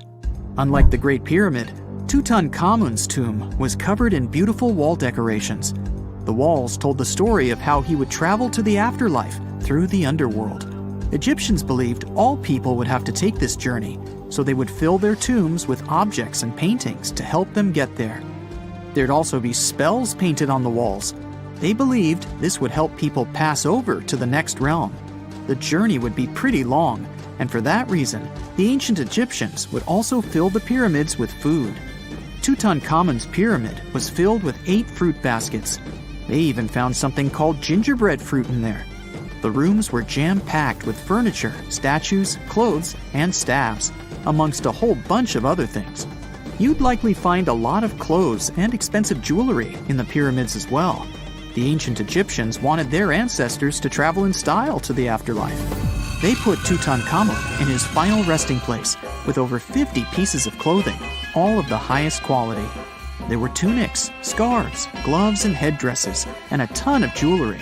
Bracelets, pendants, necklaces, rings, and scarabs for protection were all found inside. Each of them was made of gold or precious stones. There were also fans made of ostrich feathers to keep the old pharaoh cool in the hot Egyptian sun. But the temperature inside the pyramids never actually went above 68 degrees Fahrenheit. The ancient Egyptians developed a super cool air conditioning system that we don't fully understand even today. Tutankhamun's pyramid also contained 130 walking sticks made from ebony, ivory, silver, and gold to help him on his journey. There were 3 chariots hidden away in case he got tired of all the walking. They also put 11 boat paddles inside, but there was no sign of any boat. The pyramids would be littered with the pharaoh's favorite scents and perfumes. During the excavation of Tutankhamun's pyramid, it quickly became clear that it had been robbed during ancient times. There was damage to doors and traces of oils left in empty jars. It looks like someone raided the pyramid for gold and the scents, perfumes, and oils that had been left for King Tut. There was still a bit of perfume, which was made from coconut oil and frankincense, left in one bottle. It seems like Pharaoh Tutankhamun loved board games. There was an ivory traveling set of senet in his pyramid. Although we don't know for sure exactly how to play it, we have figured out it was sort of an ancient Egyptian version of backgammon. It looks like it was a two-player game where the goal was to knock your opponent off the board. Not really sure who Tutankhamun's mummy was supposed to play with, though. The ancient Egyptians had some rituals that may seem pretty strange to us. For example, they used to shave their eyebrows off if they ever lost a cat. So it's not too surprising they put some really weird things inside pyramids. Archaeologists discovered a collection of mummified cats and scarab beetles in pyramids that date back more than 4,000 years. They were found in the pyramids of Saqqara, which is south of Cairo. They also found a bunch of makeup kits and mirrors inside. Makeup was worn proudly by both men and women in ancient Egyptian times. Eyeliner was the most popular cosmetic. The Rosetta Stone was one of the best discoveries ever made in pyramids. It was found by our man Napoleon Bonaparte and his team. It's a black granite rock that dates back to 196 BCE. It's transcribed in Greek, Demotic, and hieroglyphic. When it was translated in 1822, we got the key to understanding ancient Egyptian hieroglyphics for the very first time. The discovery of Queen Hatshepsut's mummy in 1903 changed our understanding of the Egyptians forever. After she had passed away, her successor, Thutmose III, removed most of the evidence of her reign, so we basically knew nothing about Egypt's first great female leader. She's now gone on to become one of the few and most famous female pharaohs of Egypt. Pharaoh Khufu even had a fully fledged boat in his pyramid. Archaeologists uncovered more than 1,200 pieces of a giant boat near the Great Pyramid at Giza. They reassembled the boat, and it's a whopping 144 feet long. It's most likely a solar boat, which was designed to carry the resurrected king with the deity Ra. Fun fact, the Pyramid of Giza is the last remaining of the 7 wonders of the ancient world. The other 6 are the Hanging Gardens, the Colossus, the Temple of Artemis, the Mausoleum, the Lighthouse, and the Statue of Zeus. This pyramid was also the world's tallest man-made structure for 3,800 years, and it's the biggest pyramid in Egypt. It took a staggering 2.3 million blocks of limestone, and some weighed as much as 80 tons. It took an incredible 100,000 laborers and a whopping 23 years to build. Its original height was a mega 480 feet. In 2017, archaeologists discovered something weird about Egypt's Great Pyramid. There's a hidden void that's at least 100 feet long, and no one really knows why it's there or what's actually inside it. The weird void is the first inner structure discovered within the 4,500-year-old pyramid since the 1800s. Scientists used cosmic rays to detect the massive hole, but are still no closer today to finding out what's inside. The ancient Egyptians took a lot of care building the pyramids, and everything was strategically placed and structurally sound, so it's super unlikely that this hole is due to blocks falling over time. Loads of pyramids also contain small model figurines called ushabti. These represented attendants. They believed they would come to life to serve the pharaohs in the afterlife.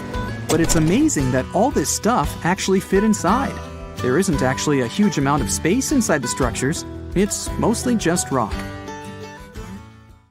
Hey, I bet you didn't know that trees used to grow in the middle of Egypt's barren, sun-roasted Sinai desert. It's true. If you can't picture it, I don't blame you. But archaeologists have recently stumbled upon a tree-lined boulevard. Yep, an actual green avenue, leading to a massive ancient fortress.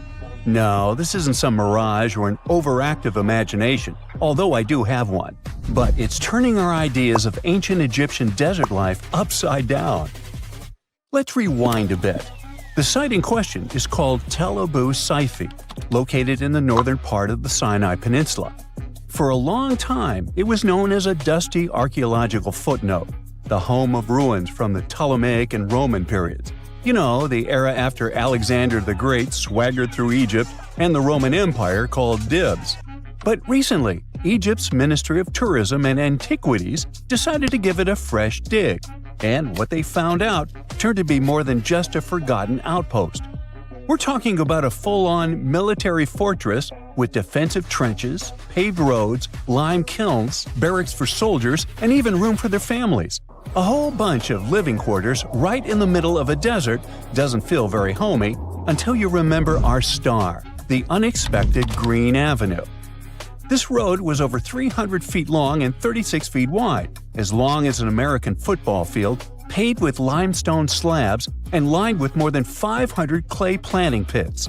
These weren't for show, they held actual trees, creating a shaded tree-line entrance straight to the fortress. Imagine walking through that, the sun blazing overhead, and suddenly, blessed shade. Ooh. Now, that's not just a grand entrance, that's an ancient red carpet, or maybe a green one. But this wasn't about curb appeal. The existence of hundreds of trees in a desert landscape over 2,000 years ago tells us something big. You see, the Ptolemaic Egyptians weren't simply good at building monuments. They were also masters of water management. In a place where rainfall is rarer than a selfie with a pharaoh, they somehow found a way to grow rows of trees. Now, let that sink in. To irrigate that many trees in a desert, they must have had a sophisticated irrigation or water transport system, something capable of moving and distributing water efficiently in this harsh climate. Maybe they channeled groundwater, or maybe they captured seasonal rain, or maybe ancient sprinkler systems. Okay, maybe not that fancy. But still, it's clear they were ahead of their time. Here's the thing, we already know the Egyptians mastered water control. They harnessed the Nile with ditches and canals to feed distant fields. So irrigation wasn't exactly a mystery to them. They had the skills and the knowledge. And sure, scientists still debate what the Sinai climate was like 2,000 years ago, but many believe it may have once been greener. After all, take one look at those dramatic mountains and rocky landscapes, shaped and sculpted as if by brute force of ancient rivers. And it's hard not to think that water once played a bigger role out there. Plus, archaeologists have found tons of evidence showing that Ptolemaic Egyptians cultivated fruits, vines, and trees on a large scale. In other words, growing a forest in a desert might feel wild to us, but to them, it was just another Tuesday.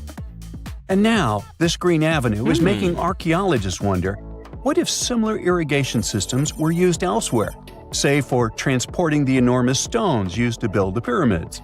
There's already a theory that ancient rivers or human-made canals helped move those stones. And the Tel Abu Saifi discovery? Well, it might just be the missing puzzle piece. This isn't just a dream. Back then, rivers were like highways, power grids, and cargo trains of the ancient world, all rolled into one. Egyptians used them for everything: irrigating crops, trading goods, powering industry, and even mobilizing for war. If you were doing something important, odds are it involved a river. But wait, it gets even better. Excavations revealed deep defensive trenches, like ancient moats, dug more than 6 feet deep around the fortress. Those weren't just muddy ditches. They were part of an elaborate defense system designed to be filled or bridged to control access. Think of it as ancient Egypt's version of a retractable security gate, minus the hydraulics. And while the trenches were keeping intruders out, life inside the fortress was bustling. Remember how we said archaeologists had found military housing units? It turns out soldiers might have lived there with their families. So this wasn't just a barracks, it was a thriving community, with meals, routines, kids playing, and probably a whole lot of ancient gossip flying around the dinner table. In addition to all the military stuff, researchers found 4 massive lime kilns used to produce quicklime, an essential ingredient for making construction mortar. These kilns are a big deal because they suggest that during the later Roman period, Tel Abu Saifi turned into an industrial hub. It was like the Home Depot of ancient Egypt, churning out materials to build and repair buildings. But here's where the plot thickens. Underneath all of this, beneath the roads, the trenches, the kilns, archaeologists found the corners of an even older structure, a mystery building. Could it be the remains of a third, much older fortress? Or an ancient cemetery or lost city? Nobody knows yet, but one thing's clear, this story isn't over. Honestly, this might be the coolest archaeological cliffhanger of the decade. So, what does this all mean? Well, for starters, it challenges everything we assumed about desert life in ancient Egypt. For the longest time, deserts were thought of as natural barriers, dry, deadly, and empty. But this find suggests that the desert might have once been green and full of life, not because the climate was dramatically different, but because the Egyptians were incredibly good at bending the environment to their will. They didn't just survive in the desert, they transformed it. It also adds fuel to the fire in the age-old debate about ancient Egyptian tech. If they could build a fortress with tree-lined roads, moats, irrigation, and industry in the middle of the Sinai, is it really such a stretch to imagine they could engineer water channels to move pyramid stones? Forget the Ancient Aliens TV show. Sure, it's entertaining, I'll give you that, but it makes us forget something crucial. Those people were brilliant. A lot of what we call modern technology is recycled ancient ingenuity. And who knows how much knowledge we've lost over time. Meanwhile, the dig continues. Scientists are now mapping the entire Tel Abu Saifi site, trying to piece together how all the structures connect. Some want to analyze soil samples to find traces of old tree roots and maybe even figure out what kinds of trees once grew there. Imagine if they were date palms. We might be looking at the world's oldest snack lane. You already know that the implications of the discoveries don't stop with history books, right? This kind of discovery has modern relevance too. Our world is going through a lot of change, with crazy weather and huge heat waves. So maybe we should be asking, what can we learn from ancient civilizations that once made the desert bloom? If nothing else, Tel Abu Saifi reminds us that the ancient Egyptians were more than just pharaohs, pyramids, and mummies. They were visionary planners, eco-architects, and straight-up problem solvers. They didn't wait for nature to hand them what they needed, they engineered it. And thanks to discoveries like this, we're getting a clearer picture of just how advanced and, frankly, how cool ancient Egyptian civilization really was. So next time someone tells you deserts are just empty wastelands, you can hit them with this fun fact. Over 2,000 years ago, in the heart of the Sinai Desert, there was a fortress with a tree-lined avenue, moats, military housing, an industrial center, and even a secret underground structure. Take that, sand dunes! Who knows what else is still buried out there, waiting to rewrite history? It's nighttime, and you're about to walk inside Pharaoh Tutankhamun's final resting place. You know, King Tut. You don't have a torch, but at least you came with a flashlight. You walk down several flights of stairs and observe how the walls are carved in hieroglyphics and what looks like a spell. Those who take anything from this place will be doomed for life, the spell says. Even if you don't really believe it, this scares you a little bit. You find a huge stone door. Is it a trap? You manage to open it, but oh no, it's only an empty chamber. You check your map. It seems like you're heading in the right direction. After what feels like hours, you realize you must be trapped inside a labyrinth. You try to retrace your steps, but you can't find the door where you came in from anymore. That's it, you think to yourself. You've fallen for the Pharaoh's trap. What's worse, you didn't bring a lunch. Okay, so we've all seen Hollywood movies where the main character is exploring ancient ruins and faces some seriously dangerous traps, right? We've been told Egyptian royalty protected their final resting places with venomous scorpions and snakes, sliding doors that will trap you for life, and giant rolling boulders that will crush anyone on their paths. The thing is, were these traps truly real? Well, I regret to be the one to break it to you, but this is all fiction. These elaborate traps were too technologically advanced for ancient civilizations to pull off. That is not to say, however, that there weren't any traps at all. Ancient civilizations, like the Egyptians and the Mayans, are known for their practice of building entire monuments dedicated to the ones who had passed away. These structures would often reflect the position of person occupied in society. So, for the really important people, the VIPs of their times, massive monuments were built to host their bodies long after they were gone. Some of these civilizations believed that a person's life would continue on the other side of the veil. For that reason, A person would be buried together with the belongings of their current life. If they had a lot of money and power and stuff, that meant their resting places would be filled with riches and gold. Now imagine if you lived in ancient Egypt and you knew exactly where all the pharaohs' tombs were located and had heard rumors of the amount of wealth kept in these places. Maybe you would be tempted to go check it out, right? We're talking about large rooms filled from floor to ceiling with golden artifacts, jewels, and even money. I mean, it does sound tempting. And since there weren't any security guards protecting the entrance of these places, Egyptians needed to get creative as to how they would protect these riches. These old civilizations found some traps to be useful. A recurring one was building empty rooms inside the monument to confuse a burglar. Now, let's take a look at Amenhotep III's final resting place as an example. It was built in the city of Luxor, in a spot also known as the Western Valley of the Kings.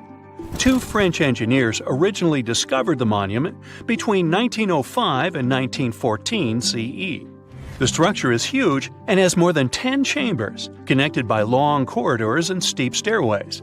The King's Chamber is the most hidden one, and for an outsider to try and find it, they will probably enter a lot of empty rooms beforehand. Other pharaohs tried to protect their riches by commissioning monuments with false doors concealing pits that were up to 20 feet deep. This way, an unwarned and unwanted visitor would be surprised by the deep hole on their way to the king's resting chamber. Alongside false doors, pharaohs made sure to build labyrinth-style corridors and false walls. This way, robbers could take hours or days before they found the king's real chamber.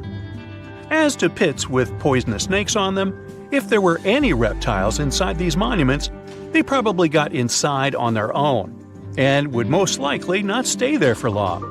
There is no way snakes would survive years and years without food inside these pits. So yes, another Hollywood-induced belief right there. If these traps seem boring to you, archaeologists did find an interesting deterrent in the final resting place of the Red Queen of Palenque in Mexico. Palenque was one of the most powerful Mayan cities in pre-Columbian Mexico, and the Red Queen was believed to be the grandmother of the last Mayan king, undoubtedly a person of immense importance to the empire. In her honor, a huge monument was built to keep her body after her passing. The discovery of the tomb itself was already thrilling. Archaeologists found an ancient monument when digging at the site back in 1994. The first thing they found was a room with a hidden door. Once they opened the door, they discovered a long corridor. Finally, at the end of this corridor was the Queen's chamber. The team of archaeologists was beyond excited to unearth this chamber with the mummy of the Queen herself still inside it. They found her to be accompanied by her pearls, jade shells, and expensive rocks. But as the team explored the remains, they saw something rather strange. The room was filled with a red-colored powder. Researchers knew that the color red was important to the Mayan people, and that much of their clothing and buildings were decorated with this color. But they didn't understand why the queen was buried with this unknown red substance. After they took a sample back with them for further analysis, they discovered that the red powder was cinnabar, a very dangerous mineral. This powder, when inhaled, can cause, shall we say, severe health damage to a person. The team concluded that this could only be a trap for anyone trying to steal her riches. Okay, so dangerous powders might have worked as the most intense traps we've seen until now. But perhaps the cheapest way to keep out unwanted visitors was to advertise spells written out all over the monument.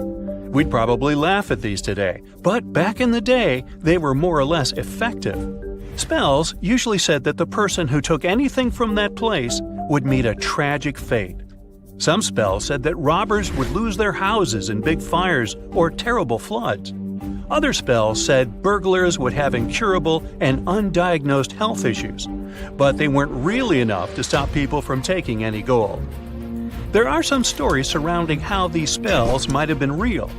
One of them is from the famous British Egyptologist Howard Carter, the one responsible for unearthing Pharaoh Tutankhamun's resting place in the 1920s. After months of unsuccessful digging, Carter discovered the tomb's existence by chance. He found the entrance to a stairway right beneath the soil where he had been searching all those months. With the help of a team, he cleared the piles of sand blocking the stairs and discovered a doorway. The door had several royal symbols carved into it, and Carter knew this could only mean a very important person had been buried there. And he was right. With a chisel, he made a hole in the top left-hand corner of the doorway and lit his vision with the help of a candle. He couldn't believe what he was seeing, the reflection of several golden and jeweled items crowding the chamber before him. Lost for 3,000 years, Carter had just discovered the final resting place of King Tut. But the story didn't finish here. This discovery was accompanied by a series of unfortunate events that led people to believe it had something to do with the pharaoh's spell. Carter himself mysteriously passed away just a few years later, and some of his assistants lost their houses in floods, just like one of the spells threatened. Some say it's just coincidental, as there's no real proof of these things being connected. Well, what do you think? Was this an effective trap after all? Something strange is lurking beneath the sands of Giza, and scientists have no idea what it is. Archaeologists just found a hidden structure near the Great Pyramid using advanced ground scanning technology. What's inside? Nobody knows, but excavations are already underway. The Great Pyramid of Giza is one of the most famous monuments on Earth, but it doesn't stand alone.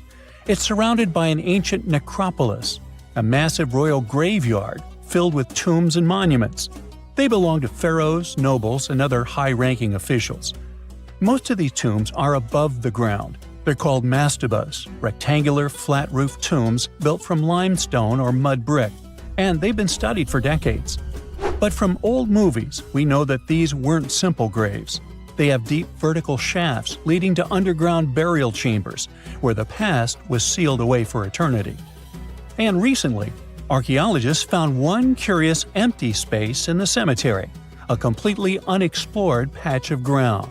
No mastabas, no visible ruins, nada. For years they ignored it, but between 2021 and 2023, they decided to investigate. They didn't dig though. Instead, they used a technology that kind of acts like X-rays for the ground. These radars let scientists see the secrets hidden there. And there was something hidden beneath the sand, something deliberately buried and forgotten. A two-part underground structure. One part was shallow and L-shaped. It's about 33 feet long and buried just 6.5 feet deep. But below that, a deeper, more mysterious anomaly, a structure completely different from anything else in the area. They called it a highly resistive anomaly, which means it's dense and solid, likely made of stone, sand, or even metal. And still, no one has a clue what's inside it. Now, it's clear that humans made the L shape. It wasn't formed by nature. And the shallower structure might have been an entrance to whatever is hidden below. But they only have some theories about what might be hidden there. It's also filled with sand and gravel. It was probably deliberately backfilled after its construction, perhaps to preserve this. Why? Well, we don't know yet. The archaeological team will need to excavate to understand what exactly this thing was and why it was built. The first guess is a lost burial chamber. Many tombs in Giza have underground burial sites, but most have clear surface markers. This one, for some reason, has nothing, but it could be one of them. The second guess is an ancient offering chapel. Egyptologists know that some chapels were built in this shape, but usually they were above ground, not buried like this. And finally, it might be something we've never seen before. If this turns out to be a new type of structure, it could rewrite what we know about the burials of pharaohs. The only way to know for sure is to dig it up, and that's exactly what's happening right now. Excavations are already underway. Archaeologists are racing against time to uncover the truth. But there's a real danger there too. Giza's fragile ancient structures need to be handled carefully. Otherwise, they could be damaged beyond repair. So all we can do is wait for the truth. Now, these tombs always held fascinating mysteries. Unfortunately, we'll never learn tons of these mysteries because of some relentless tomb robbers. Egyptian tombs were built to guard the bodies for eternity. But that absolutely didn't stop people from breaking in and stealing everything valuable inside. They've been bothering these ancient sites for thousands of years, starting way back in Pharaoh's times. Many of the most famous tombs, including those in Giza, Saqqara, and the Valley of the Kings, were looted. It was a common practice in ancient Egypt. And they were serious about this whole thing. They dug secret tunnels to bypass traps and walls, bribed or threatened tomb workers to get inside knowledge, cracked open sarcophagi to grab gold, jewelry, and artifacts. And by the time modern archaeologists got to most of these tombs, they had already been picked clean. The reigning pharaohs got tired of this infuriating nonsense. The Valley of the Kings, the famous burial ground of Egyptian royalty, was supposed to be the ultimate safe zone. Tombs were built deep underground, hidden in the desert. Passages were sealed with giant stone blocks. False doors and traps were added to confuse thieves. Even curses were written on the walls, warnings of horrible endings for anyone who dared to disturb the tomb, which is exactly where we got all those horror stories about mummies from. Spoiler alert, none of it worked.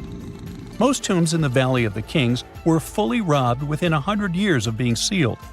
Even King Tutankhamun's tomb, one of the most famous in history, was broken into twice in ancient times. Some of them decided to try and fight back. The New Kingdom rulers built hidden unmarked tombs in a way that should have prevented the looters from finding them, but didn't work.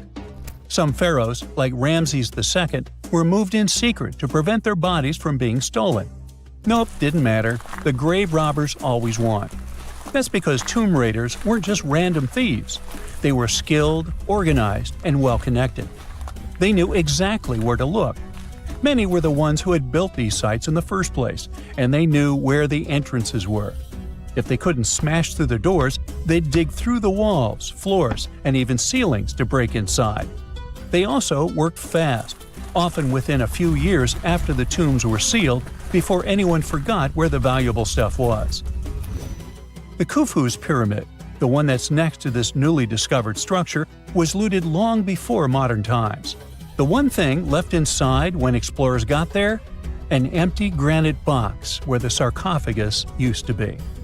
Unfortunately, it's not just about gold. History itself gets stolen during these raids. Ancient Egyptians wrote detailed records of what exactly and where they buried.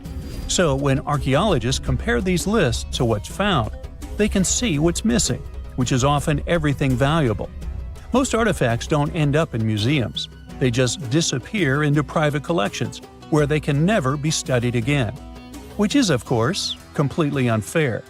In fact, a few countries have had enough and started passing laws to take historical artifacts back from private collectors. In Italy, if you own an ancient Roman artifact, you must prove you got it legally. China is actively hunting down stolen artifacts, and they must find ways to retrieve it back from the Western collectors. In Egypt, they passed new laws making it illegal for private citizens to own any ancient Egyptian artifacts at all. Other countries, like the US, the UK, Germany, or Switzerland, are completely fine with rich guys owning their history. The British Museum is built on looted things. European empires invaded half the planet and took whatever they wanted back home. Their museums are often full of such stolen artifacts, and unfortunately, they refuse to give most of them back. For example, the Rosetta Stone. It was taken from Egypt by Napoleon's army, then stolen again by the British after they beat the French. Egypt has been demanding to return for years, but they still can't get it back. Or the Parthenon marbles. These magnificent, massive Greek structures were taken from the Parthenon in Athens by a British lord in the 19th century. Greece has been begging for them back ever since, but the UK doesn't feel like it. Not to mention tons of Mesoamerican artifacts, scattered in various museums across the world. European explorers raided Mayan and Aztec temples, took statues, jewelry, and sacred objects, and now Mexico is fighting to get them back. Well, wouldn't it be surprising even if this mysterious underground chamber has somehow been looted already? But if it's a newly found place, could it be one of the few that escaped the hands of grave robbers? Could there still be ancient artifacts, untouched for 4,500 years? We can only hope that those guys didn't get there first. If there's a question that still baffles archaeologists to this day, it's this one. How did the ancient Egyptians build those magnificent pyramids? As far as we know today, their resources were quite limited, especially in terms of tools and building materials. We still don't have a fully satisfying answer, but hey, we've got some pretty amazing theories worth considering. The leading contender among these theories involves the clever Egyptians employing a sneaky strategy. Now picture this. They constructed a slanted and curving mound made of bricks, earth, and sand encircling the pyramid to be. As the pyramid grew taller and taller, they simply increased the height and length of this wacky structure. It's like they were playing an ancient game of Jenga. Now, how did they get those massive stone blocks up there? Well, according to the legendary ancient Greek historian Herodotus, they used sleds, rollers, and levers. It sounds like they turned construction into a supersized game of tug-of-war. And guess what? Herodotus also claimed that the Great Pyramid, the one from Giza, the granddaddy of them all, took a whopping 20 years to build. There's more. Herodotus also dropped a mind-boggling number on us. 100,000 men were supposedly involved in this pyramid extravaganza. Did they hire the entire Egyptian population? Well, it might not be as far-fetched as it sounds. These men were probably mostly farmers, so they probably focused on the pyramids when there wasn't much work to be done in the fields. Like during the flood season of the Nile River. Obviously, specialists in the archaeological community had something to add to this theory.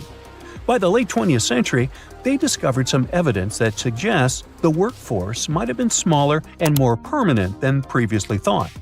Instead of a massive army of 100,000 pyramid builders, they proposed that a modest crew of around 20,000 workers, accompanied by support personnel like bakers, physicians, and even spiritual leaders, could have gotten the job done.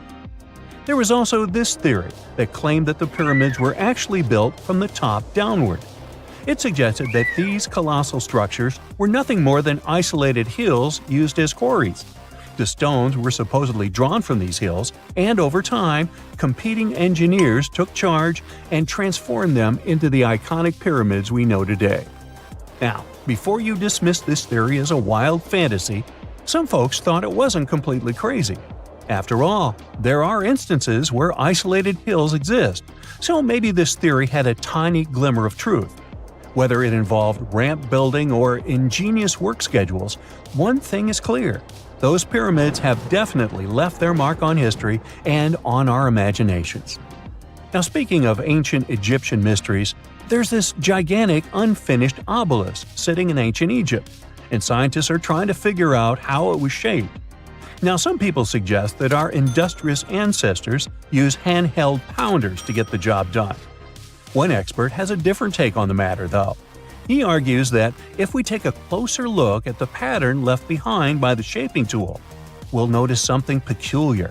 The walls of the trenches surrounding the obelisk display a neat and even pattern, which is pretty unlikely if they were pounded away by mere mortal hands.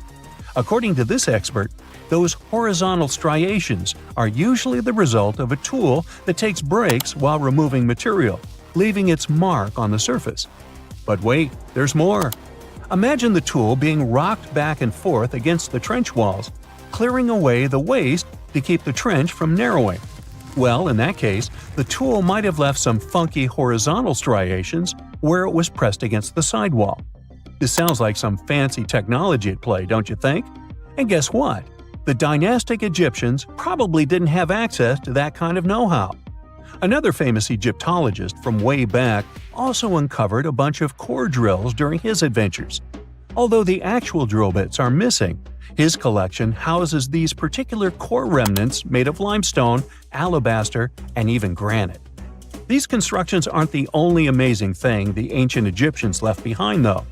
As it turns out, the Egyptians were the genius minds behind the creation of the handheld mirror. Yeah, that little mirror you use every day to check yourself out. But here's the twist. These mirrors are like pieces of art. They were decorated with inscriptions and figures. But that's not all. The Egyptians had a serious concern with their appearance. They knew the importance of personal hygiene and looking fabulous. So, in their quest for pearly whites, they invented toothbrushes and toothpaste. Dental problems were pretty common back then, and their smiles weren't exactly all white. Dentistry wasn't their strongest suit, you see. Maybe their minds were distracted by all that pyramid building. So that doesn't mean those ancient toothpaste recipes weren't amazing. One delightful concoction included rock salt, mint, dried iris petals, and pepper. Some brave dentists in the 21st century tried it out, and it worked pretty well. Ground-up ash was also used in another recipe to create a tooth cleansing paste.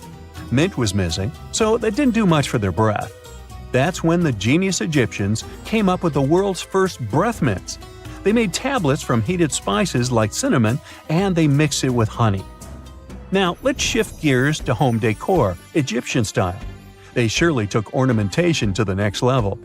While the concept of decorating furniture started in Mesopotamia, the Egyptians cranked it up a notch. They went all out with different colors of ink and even developed various weights of paper. Oh, and let's not forget about those cute little area rugs we all have in our homes today. Guess who came up with the idea? Yep, the Egyptians. They used the versatile papyrus plant to make those cozy rugs. And speaking of trends, the Egyptians loved their knickknacks. They had an assortment of small figurines in the shapes of cats, dogs, and people. These statues were made from various materials, like simple sun-dried mud to the ultimate bling of gold. It all depended on how loaded you were. The Egyptians were also all about farming, and they knew that clean water was crucial for their crops and animals. That's why they came up with some nifty inventions and techniques to make sure their land was fertile and their plants were happy. First off, they had the genius idea of using ox-drawn plows. They had two types of plows, heavy and light.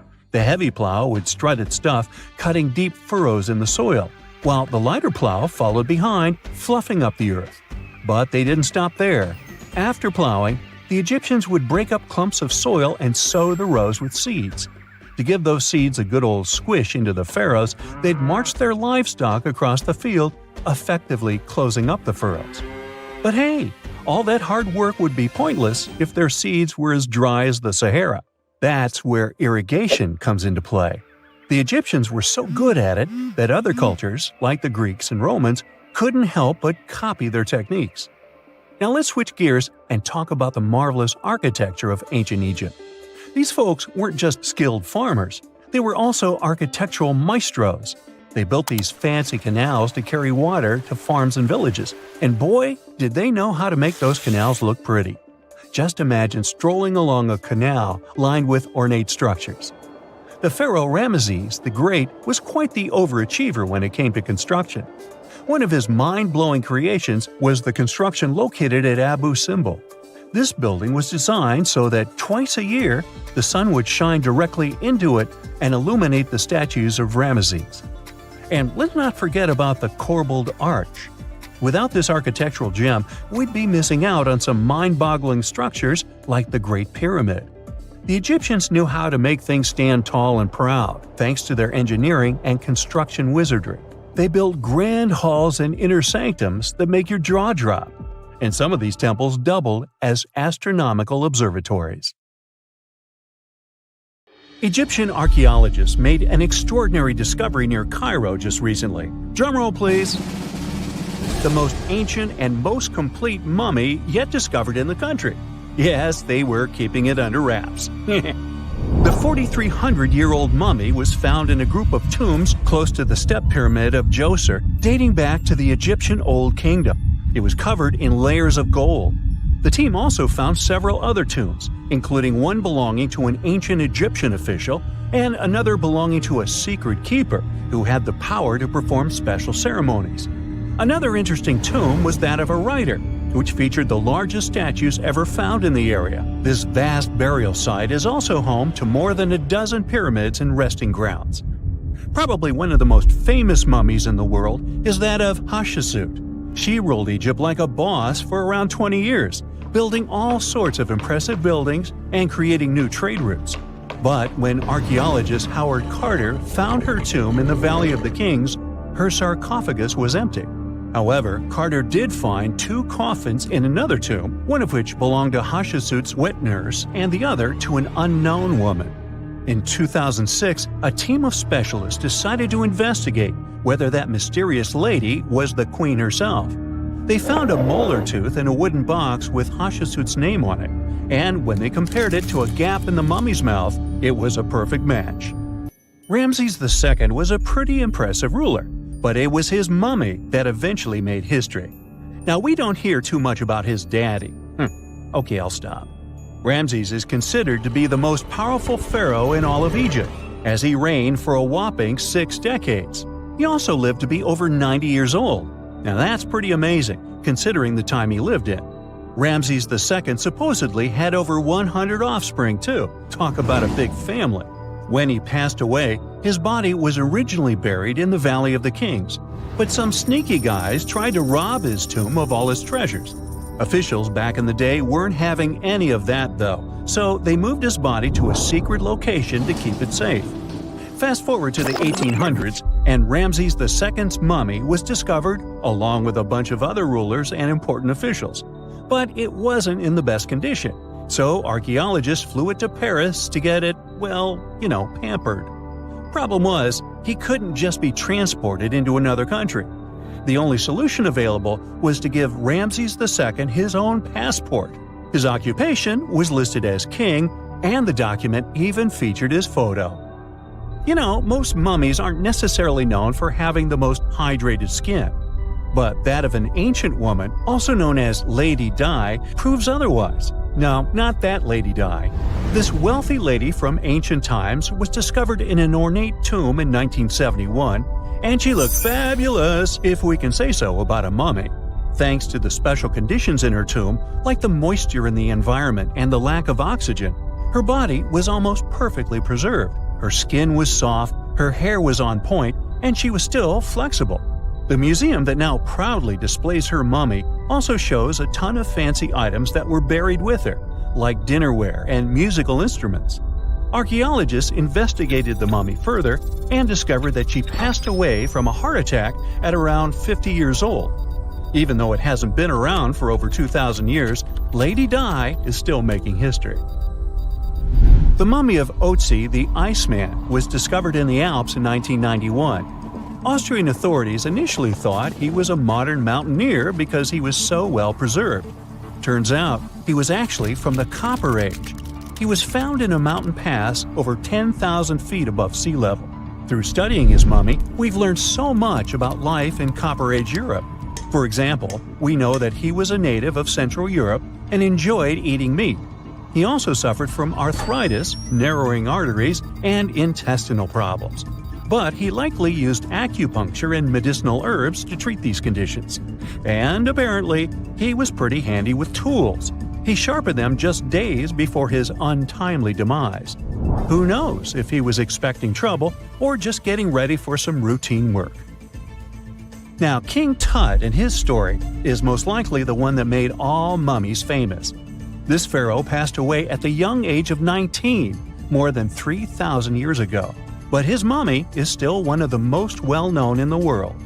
When his tomb was opened in 1922, people went wild because it was still intact, unlike many other royal tombs. It had some seriously blinged-out coffins, including one made of solid gold. Not only did Tut's tomb give us a glimpse into ancient Egyptian history, but his mummy also taught us a lot about the time he lived in. DNA analysis helped identify his parents and revealed that the pharaoh had a rare bone disorder that might have made walking a bit tough. Now, Ginger is most likely one of the coolest mummies you'll ever hear about. He's like a time traveler from 5,000 years ago who's still looking fly with his golden hair and perfectly preserved nails. Ginger was discovered in Egypt and is believed to be the earliest known mummified body. Before people even knew about mummification, they used to place bodies in shallow graves in the hot, dry sand. And since the sand absorbed all the water, bacteria couldn't reproduce and the body was preserved naturally. Now, scientists are not sure if Ginger's preservation was intentional or not, but since he was buried with some pottery vessels, it's likely that whoever buried him knew some serious preservation techniques. If you want to meet Ginger in person, he's currently chilling at the British Museum. One Dutch art collector bought a statue from Asia and ended up finding a weird discovery. The statue contained a mummy hidden inside. Unfortunately, the body was too fragile to move, so they had to leave it there.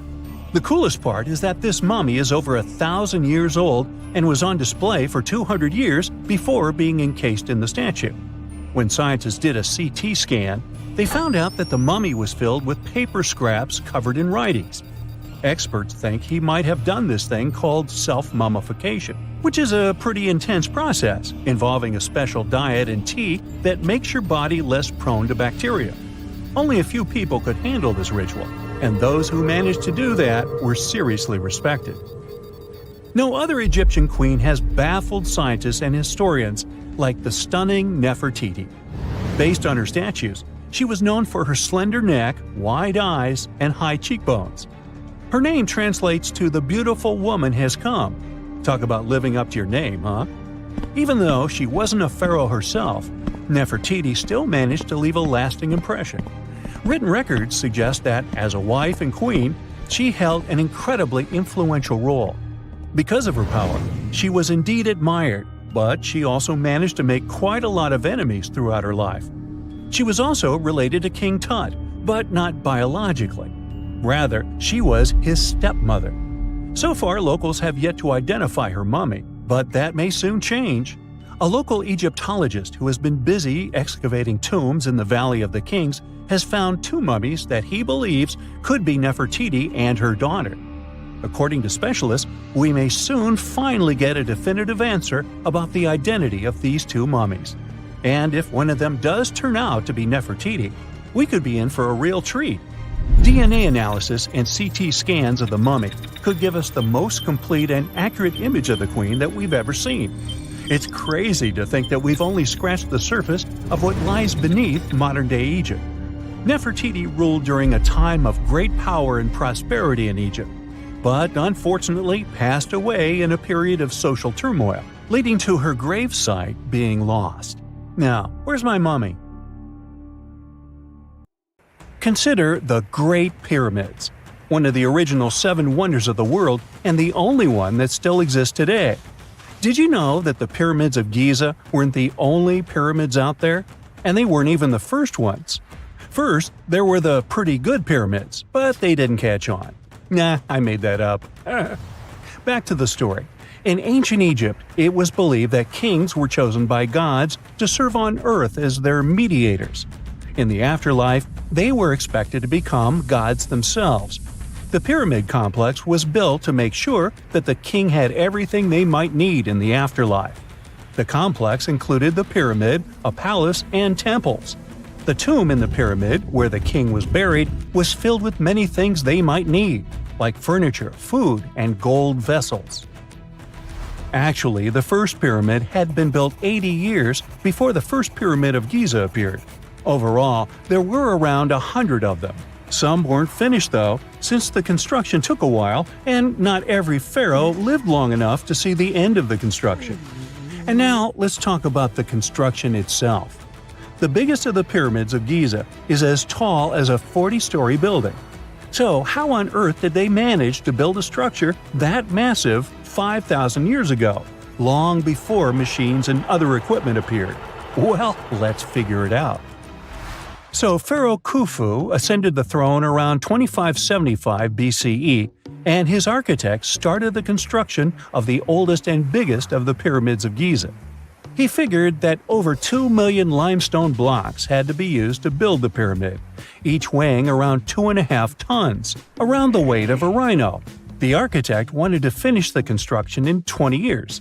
To make it possible, a stone had to be carried and pushed into place every 4 minutes, 24 hours a day, 7 days a week, and 365 days a year, except leap year. So obviously, a lot of workers were needed to make it happen. Many believe that it was enslaved people who worked at the pyramid's construction site, but that's not true. Workers came from all over Egypt to contribute to the project.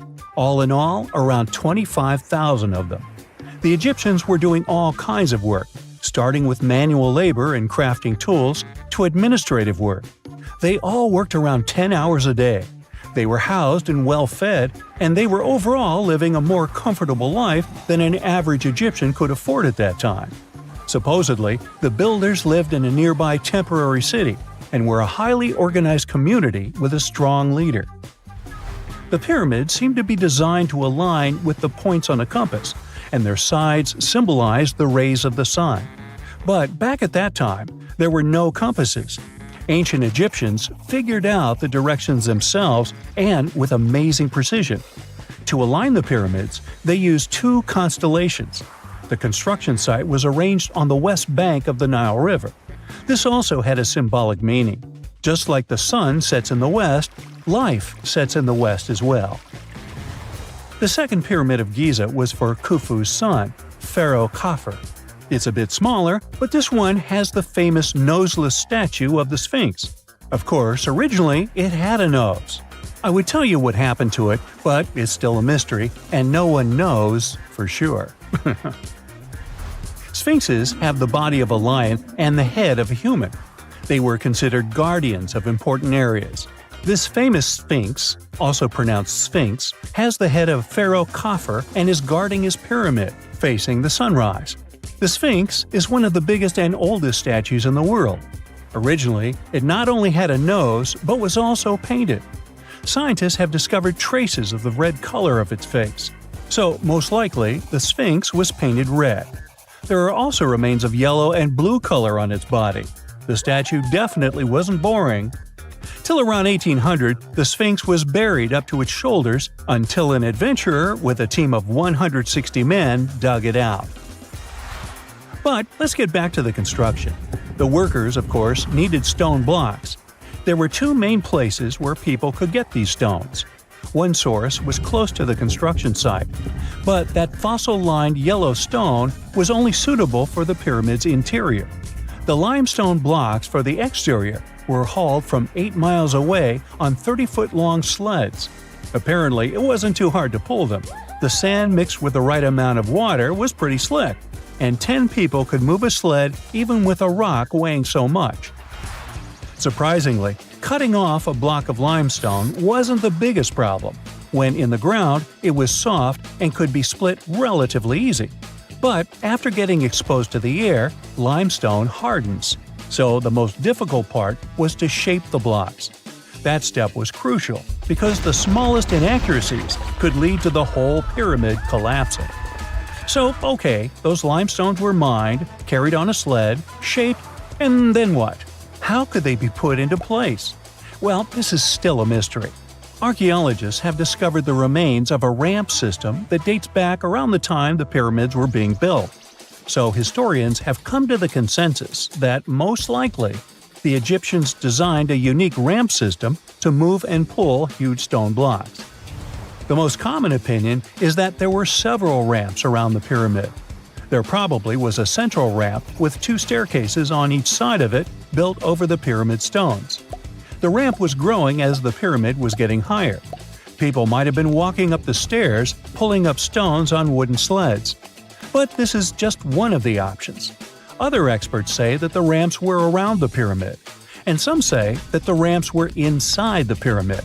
Maybe we will never know for sure, and it'll forever remain a mystery. The exterior limestone of the pyramid was polished with sand and stone until it gleamed. On top, there was a gold and silver capstone, which glimmered over Egypt like a second sun. So, that's how it was 5,000 years ago. Now, about the interior. Surprisingly, there's not much inside the pyramid. Most of it is just solid stone with very little open space. But let's take a quick look inside. From the entrance, there are 2 stairways, one going down and the other going up. They take us to the chambers. there are 3 of them inside. Now why is that? Apparently, throughout the whole construction, a burial chamber had to be prepared at all times, just in case a pharaoh kicked the bucket before the construction ended. So separate chambers were built one after another as the construction progressed. The last of them was the main one. It's called the King's Chamber. It's the one where Khufu was resting. It's the biggest room at the very heart of the pyramid, and there's a big passageway leading to it. It was likely used as a kind of elevator to move granite up to build the interior. Granite was also used to make 5 stories of support beams to ensure that the pyramid didn't collapse. And we can see that it worked since it's been standing for centuries. Unfortunately, none of these chambers have hieroglyphs on the walls.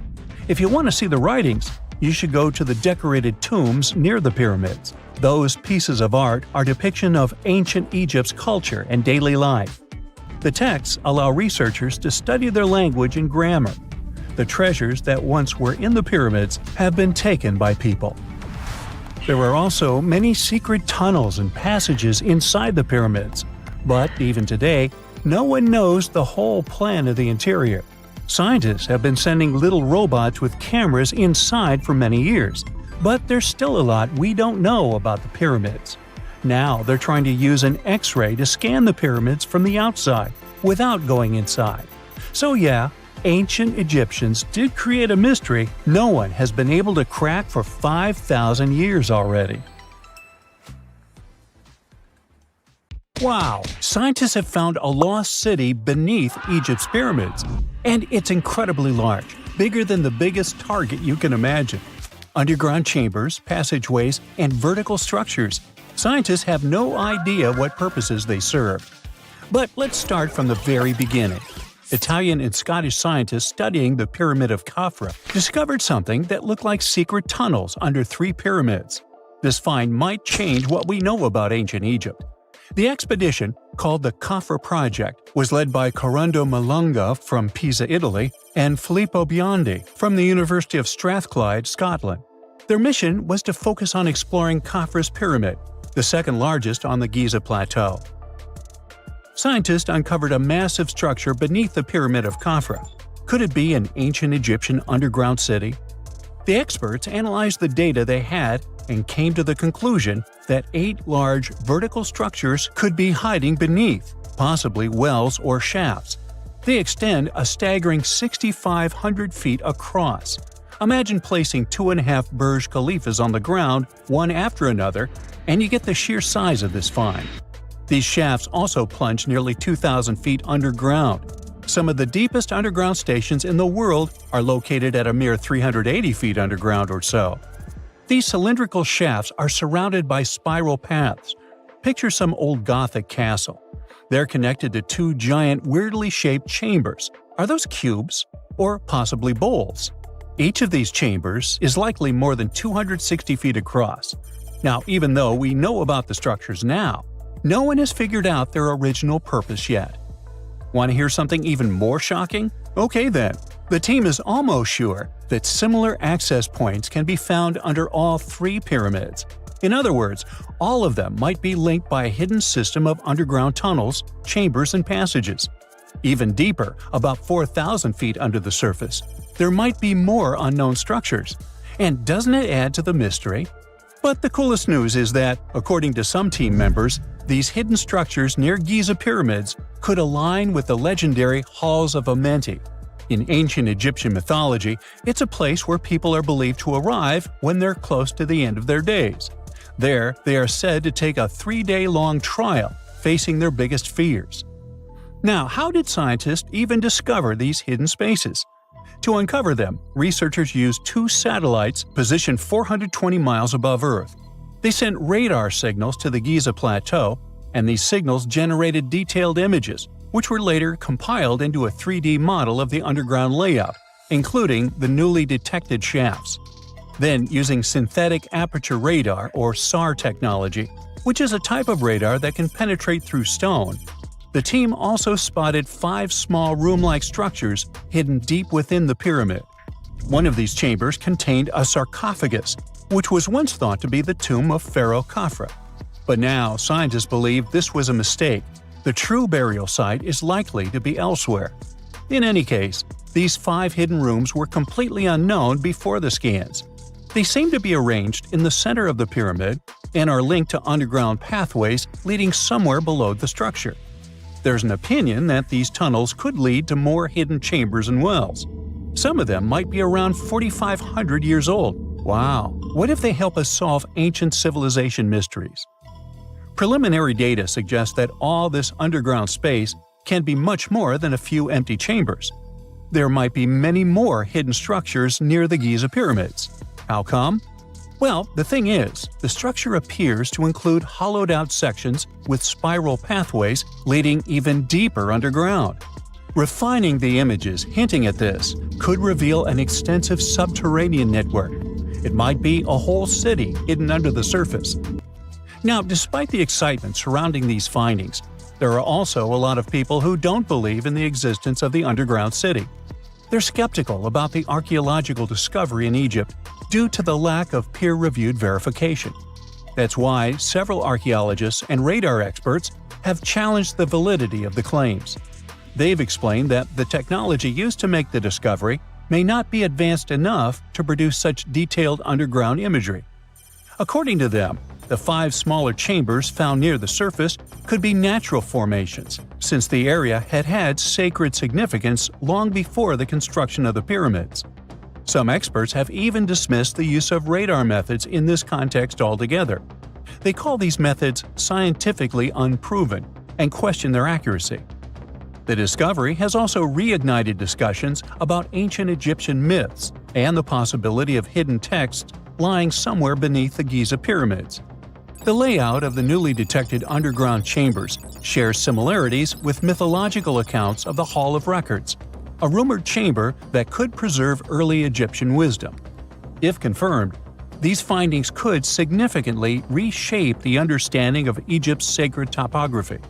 Plus, this lost city beneath Egypt's pyramid could become physical evidence of previously unknown underground structures. That's why the Khafra project is super eager to begin excavating to confirm their findings.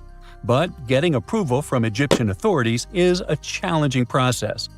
The discoveries still need to undergo peer review before they are accepted by the academic community.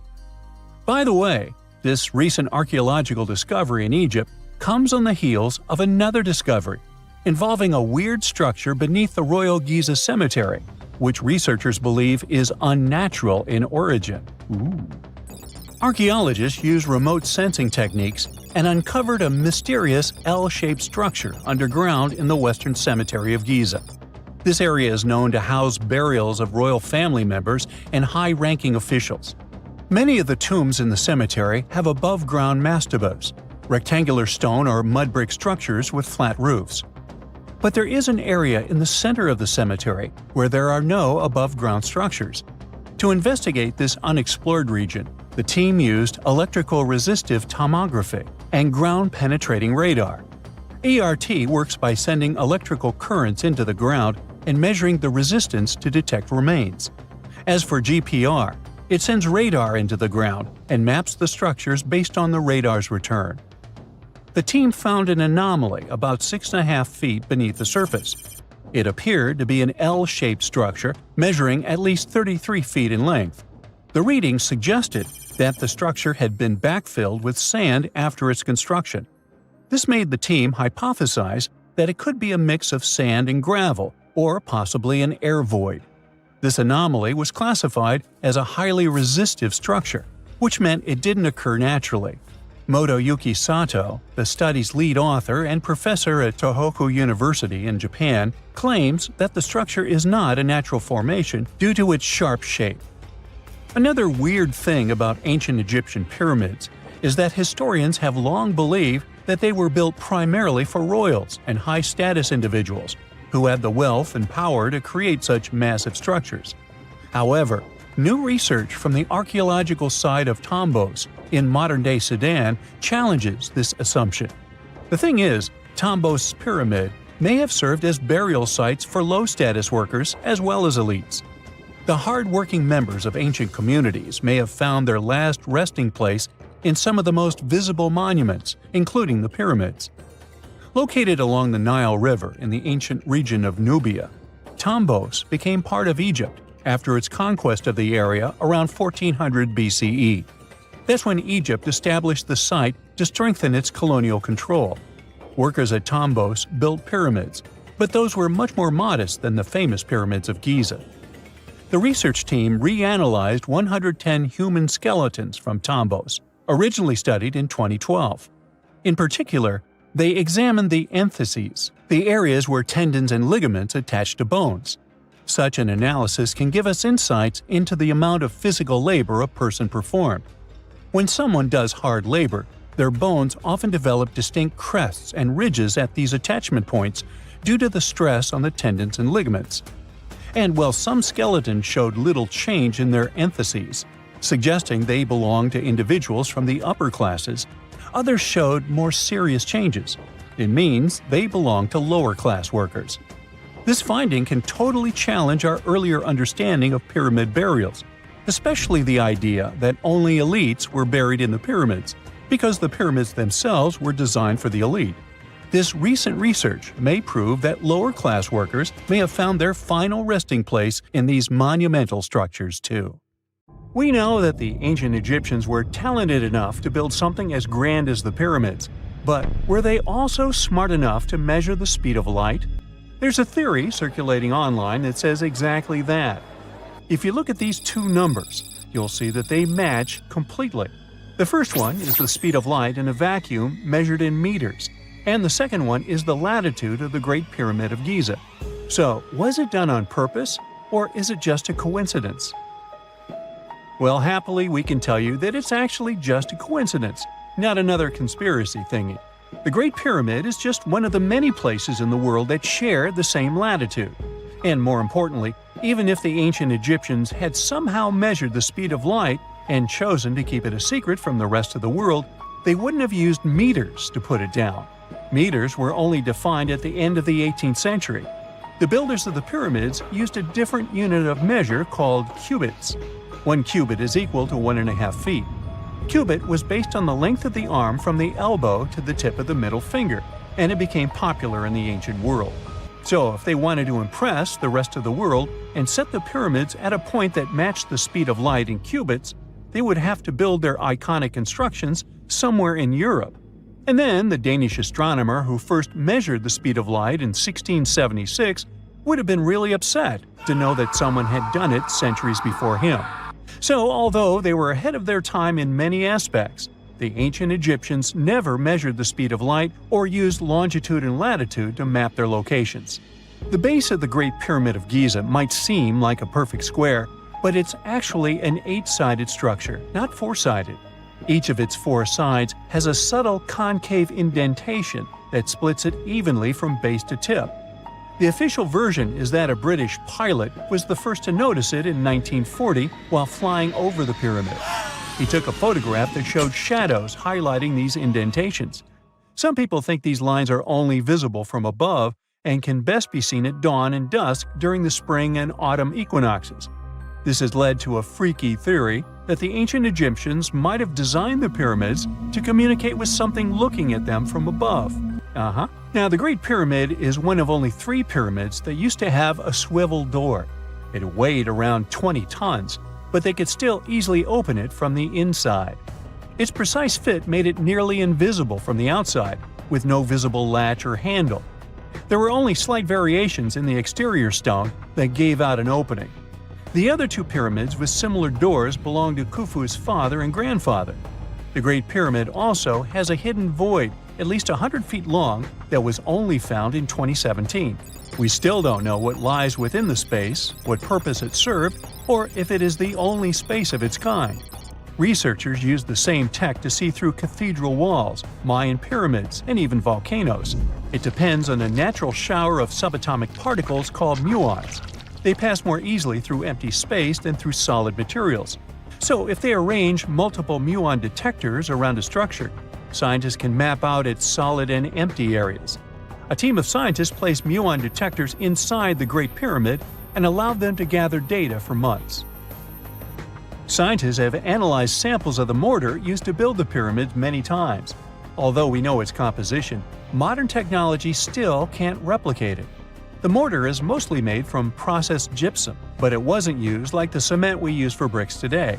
Instead, they used it to support the joints between the massive stones as they were set in place. The estimated amount they needed to construct the Great Pyramid was around 500,000 tons of mortar. The gypsum mortar is stronger than the stones themselves and is held up for thousands of years. Now, all four sides of the Great Pyramid are aligned with the cardinal points – north, south, east, and west. According to geologist and engineer Glenn Dash, the alignment is accurate to within 4 minutes of arc, or 1/15th of a degree. The architects managed to achieve this without modern tools like drones, blueprints, or computers. Many researchers try to explain this construction miracle. Maybe they used the pole star or the sun's shadow. Dash recently proposed a new, simpler idea. The Egyptians might have used the autumnal equinox to align the pyramids. It happens twice a year when the Earth's equator passes through the center of the sun's disk, making day and night nearly equal in length. To test his theory, Dash conducted an experiment on the 22nd of September 2016, the first day of the fall equinox. He used a special rod the Egyptians had to cast a shadow and tracked its tip at regular intervals, forming a smooth curve. By connecting 2 points of the curve with a taut string, he created an almost perfect east-west line. Dash noted that on the equinox, the shadow's tip runs in a straight line, nearly perfectly east-west, and with a slight counterclockwise error. There's a similar error in the pyramids. Although his experiment was conducted in Connecticut, Dash believes that the same method would work in Egypt. All the ancient Egyptians needed was a clear, sunny day. They could determine the fall equinox by counting 91 days from the summer solstice. But they left us few clues, and no engineering documents or architectural plans have been found that explain their methods. So they might have mapped shadows, but it's not definite. Now, scientists have long wondered how heavy stone blocks were carried to the pyramid sites, and they might finally have an answer. A research team from the University of North Carolina, Wilmington, has discovered that 31 pyramids are likely to have been built along a long-lost ancient branch of the River Nile. It's now hidden under desert and farmland. For many years, archaeologists have thought that ancient Egyptians must have used a nearby waterway to transport materials, equipment, people, and whatever else they needed to build the pyramids on the river. But up until now, they weren't certain of the location, shape, size, or proximity of this waterway to the site of the pyramids. The group of researchers used radar satellite imagery, historical maps, geophysical surveys, and sediment coring to map the river branch. They believe it was buried by a major drought and sandstorms thousands of years ago. The team managed to go below the sand surface and get images of some hidden features thanks to radar technology. They found hidden rivers and ancient structures running at the foothills of where most of the ancient Egyptian pyramids lie. The discovery of this extinct river branch helps explain the high pyramid density between Giza and Lisht, in what is now an inhospitable area of the Sahara Desert. Now, Egypt isn't the only country with the most pyramids in the world. The champion's title here goes to its southern neighbor, Sudan. It has between 200 and 255 pyramids, compared to Egypt's measly 138.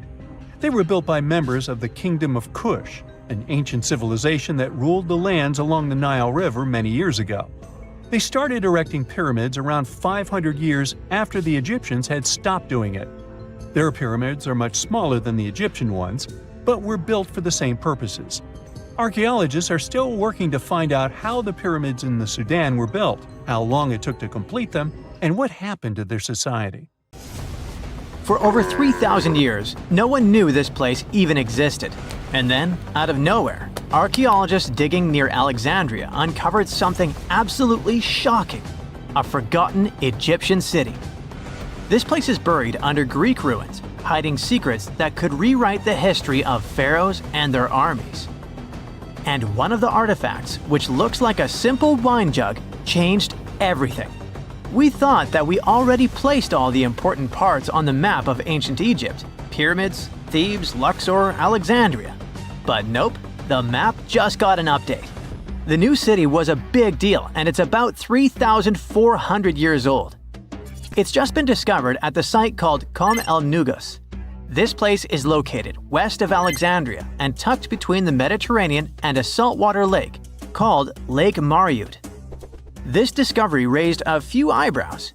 Scientists thought that this place used to be empty and that it was only settled by the Greeks in about 332 BCE.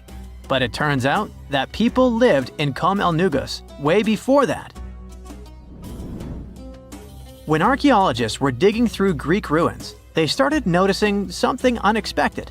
Mud brick walls. Yep, you know, the pyramid type. That's the kind Egyptians built during the New Kingdom.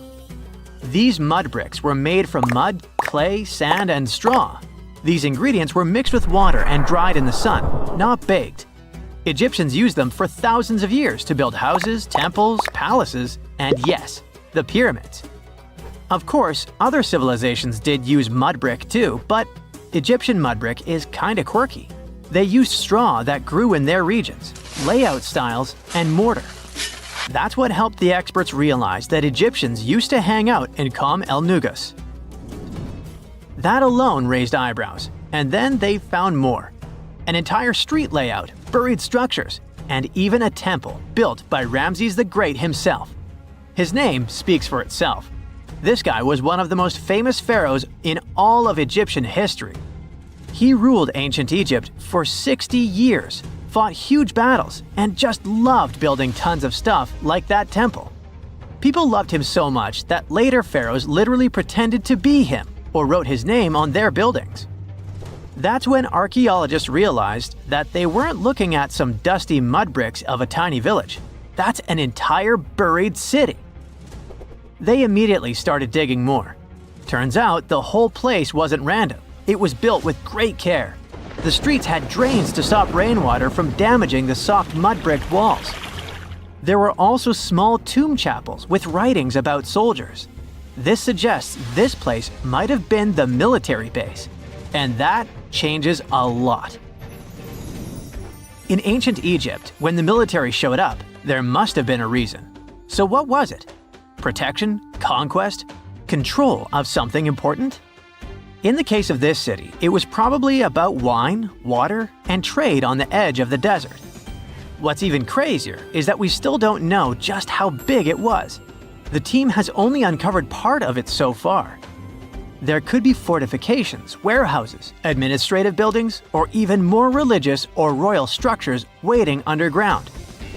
We also don't know what this town was called in ancient times.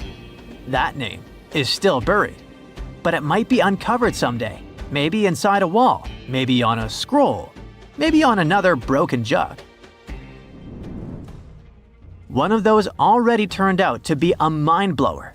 A chunk of a ceramic jar, called an amphora, had a royal seal pressed into it, and that seal bore the name Meredaton.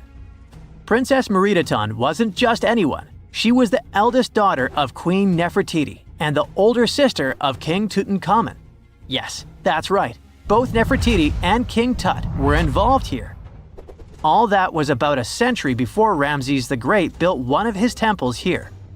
Looks like the city was founded back in the days of another pharaoh, the pharaoh Akhenaten, husband of Queen Nefertiti, father of Princess Meredaton, and future king Tutankhamun. That guy, Akhenaten, was a bit of a wild card. He was the type who really gets weird about one of his interests. He tried to completely change Egypt's religion, forcing everyone to worship the sun disk called Aten instead of the usual deities. He basically told all Egypt that all their mythology was wrong, and from now on, there will be no more Osiris, no more Thoth or Set. Just raw sunlight only, people. That's known in history as the Amarna period. And he went all in, changed his name, built an entirely new capital city called Amarna in the middle of the desert, redesigned temples, rewrote hymns, and even banned traditional religious imagery. Even the art got wild at the time. People started getting elongated heads, belly rolls, and all that humanity and vulnerability carved into stone. It was deliberately weird. He wanted to show the family not as perfect gods, but as human vessels of divine light. Everyone had to awkwardly smile and play along because he was the pharaoh after all. The wackiest part is that after his rule, His son, Tutankhamun, reversed all the sun disk-related stuff. He literally changed his name from Tutankhaten, which means living image of the Aten, the sun disk, to Tutankhamun, which means living image of Amun, one of the great older deities. King Tut brought back the old deities, reopened the temples, and erased as much of Akhenaten's legacy as possible. Looks like his family didn't really like the sun cult after all. Meanwhile, this discovered wine jug shows that the city was probably active, thriving with life during Akhenaten's times. That's huge.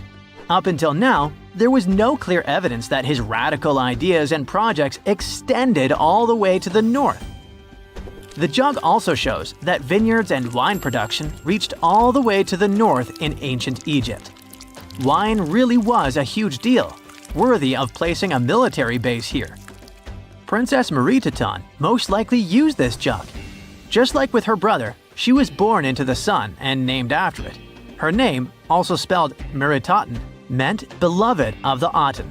As the eldest daughter of Pharaoh and his queen, born right into the middle of radical religious changes, she was raised to perform the future queen's duties.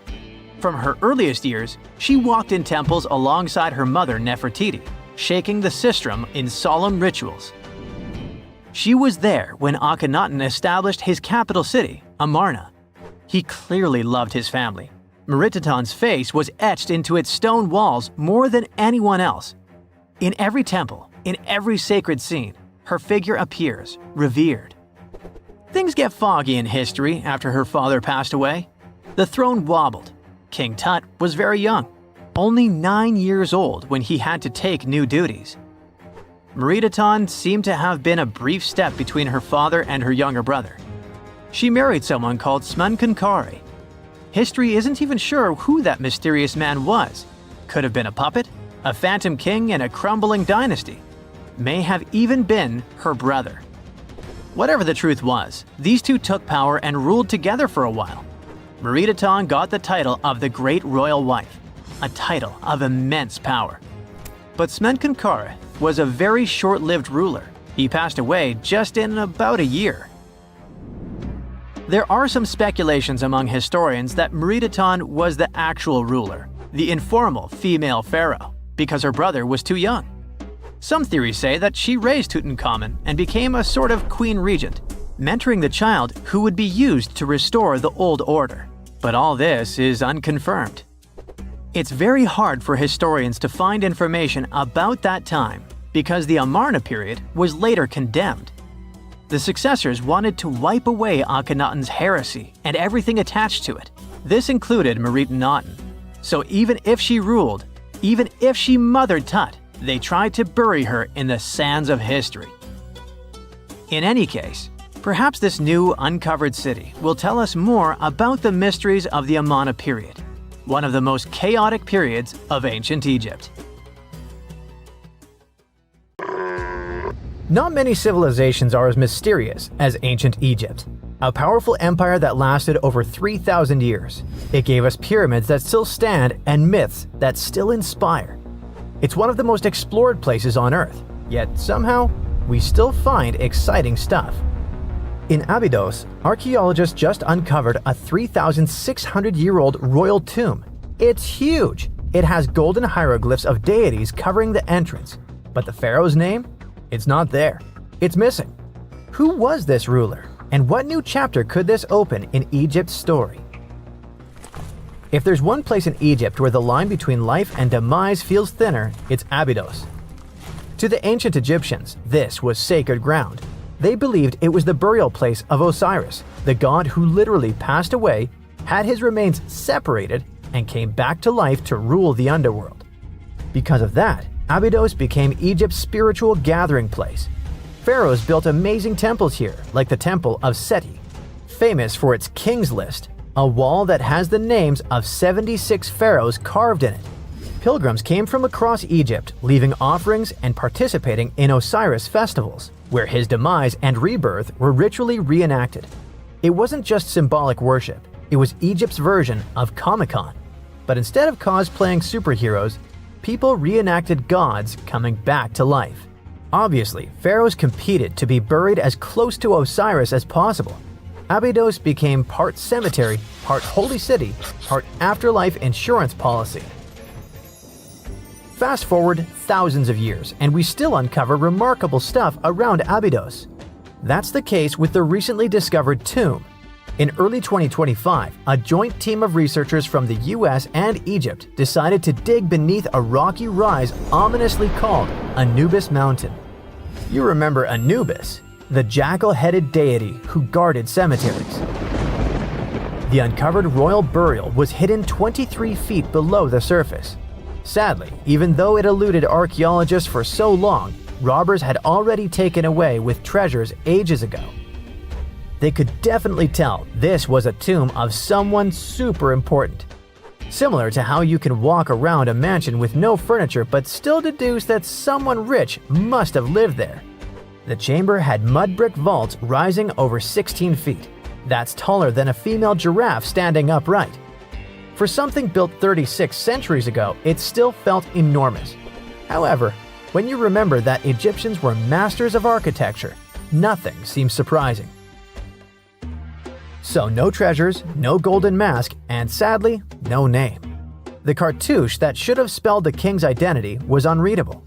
Egyptian tombs usually bragged about who was inside. In ancient Egypt, a cartouche was basically a big oval name tag for kings wrapped in hieroglyphs. Think of them as VIP passes that worked in both this life and the next. Without it, your soul couldn't check into the afterlife hotel. That's because to the Egyptians, your name, your ren, wasn't just so your teacher could distinguish you from kids with the same haircut. It was a core part of who you were. As long as your ren survived, so did you. To have your name forgotten was considered a fate worse than passing away. A soul cannot journey without a name. That's why you'd see cartouches all over the place, on temples, obelisks, jewelry, statues, and tomb walls. It wasn't there just for the marketing. It kept the pharaoh's presence front and center everywhere you looked. Imagine building a massive tomb only for 3,600 years later to walk in and go, who is this guy again? Not cool at all. That's why it's fair to imagine our nameless pharaoh haunting the robbers for all eternity. So yeah, cartouche was considered very significant. One of the most famous and mind-blowing examples comes from the tomb of Thutmose III. His burial chamber and sarcophagus were literally shaped like a cartouche. In other words, the entire room was a living architectural symbol of his name. Thankfully, in the recently discovered tomb, not everything was erased. Painted in golden hues at the entrance were two familiar guardians, deities Isis and Nephthys. Isis was the magician who stitched Osiris back together and breathed life into him. Nephthys, her sister, was the eternal mourner and protector of the mummy. Together, they promised that whoever rested here would not face the afterlife alone, and it's one additional proof of the importance of the mysterious pharaoh. So, who could this be? To answer that, we need to go down history lane. This tomb dates back to Egypt's messy chapter called the Second Intermediate Period. Instead of one ruler in charge, the country had many rival kingdoms, each with its own little power base, like a real-life Egyptian version of Game of Thrones. And right in the middle of that chaos was Abidos. For a while, it was home to its own line of kings, the so-called Abidos dynasty. Those weren't the pyramid builders everyone knows, and that's why they're so mysterious. They left behind almost nothing. No great monuments, no sprawling cities, just fragments of names on broken blocks. For centuries, many scholars even doubted they existed at all. That sorta changed in 2014, when archaeologists uncovered the tomb of Senebkay, one of those shadowy kings. Now, everything we know about Senebkay points to him having quite a story to tell. His bones revealed 18 deep wounds, the kind you get in battle. He had blows to his skull, back, and hands, and likely lost his life fighting, making him one of the few pharaohs we know who sadly fell in combat. His tomb was modest, with reused artifacts from earlier kings, but it delivered one priceless thing: proof. Until Senebkay, the Abidos dynasty was just a theory. With him, it became real. And that's why the new discovery could be a big deal. The newly uncovered royal tomb at Abidos shares the same layout and style as Senebk's. It has limestone chambers, mud brick vaults, and protective deities, although it's much bigger. Which again raises the possibility that we're looking at an even earlier, more powerful ruler of Abidos. Whoever he was, he wanted to be remembered alongside the greats. Which is ironic, because it seems that history tried erasing him. Perhaps additional findings alongside his tomb could tell us more. Yes, there's more, and it's actually pretty cool. Not far from Abidos, in the village of Banawit, archaeologists uncovered a Roman-era pottery workshop. Yeah, you heard that right, a pottery factory close to a pharaoh's burial ground. The site had huge clay kilns, storage rooms, and even broken shards called ostraca. They were basically ancient sticky notes. Except instead of shopping lists, those had receipts scratched onto them in Greek and Demotic Egyptian. Little records of everyday transactions, the kind of thing you'd never expect to find near a lost dynasty king. Honestly, the potters missed a chance. Forget boring receipts, they should have been selling Osiris's mugs and Anubis figurines to pilgrims and tourists. But that's not all. It seems that centuries later, during the medieval period, the same ground became a cemetery. Archaeologists found mud brick graves with skeletal remains. This could mean that Abidos kept its aura of significance for hundreds of years after the age of pharaohs. So why this hill again and again?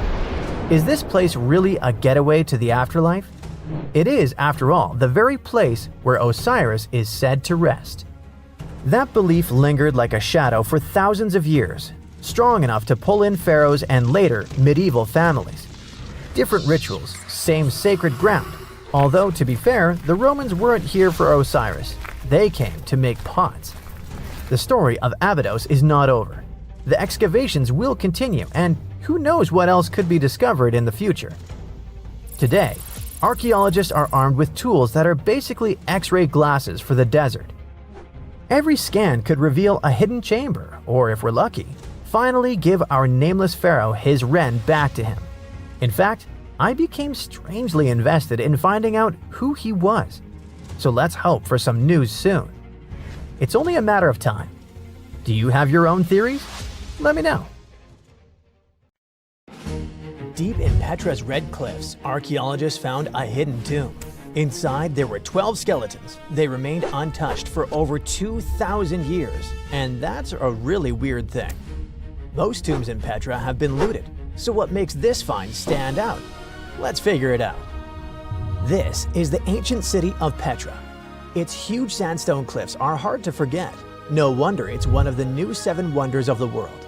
The buildings here are carved straight into the rock, and it already makes the place look unreal. But Petra has also been a star in the archaeology world for a long time. Once, Petra appeared in the movie Indiana Jones and the Last Crusade. Some scenes were filmed right in front of the famous building called Al-Khazneh, or the Treasury.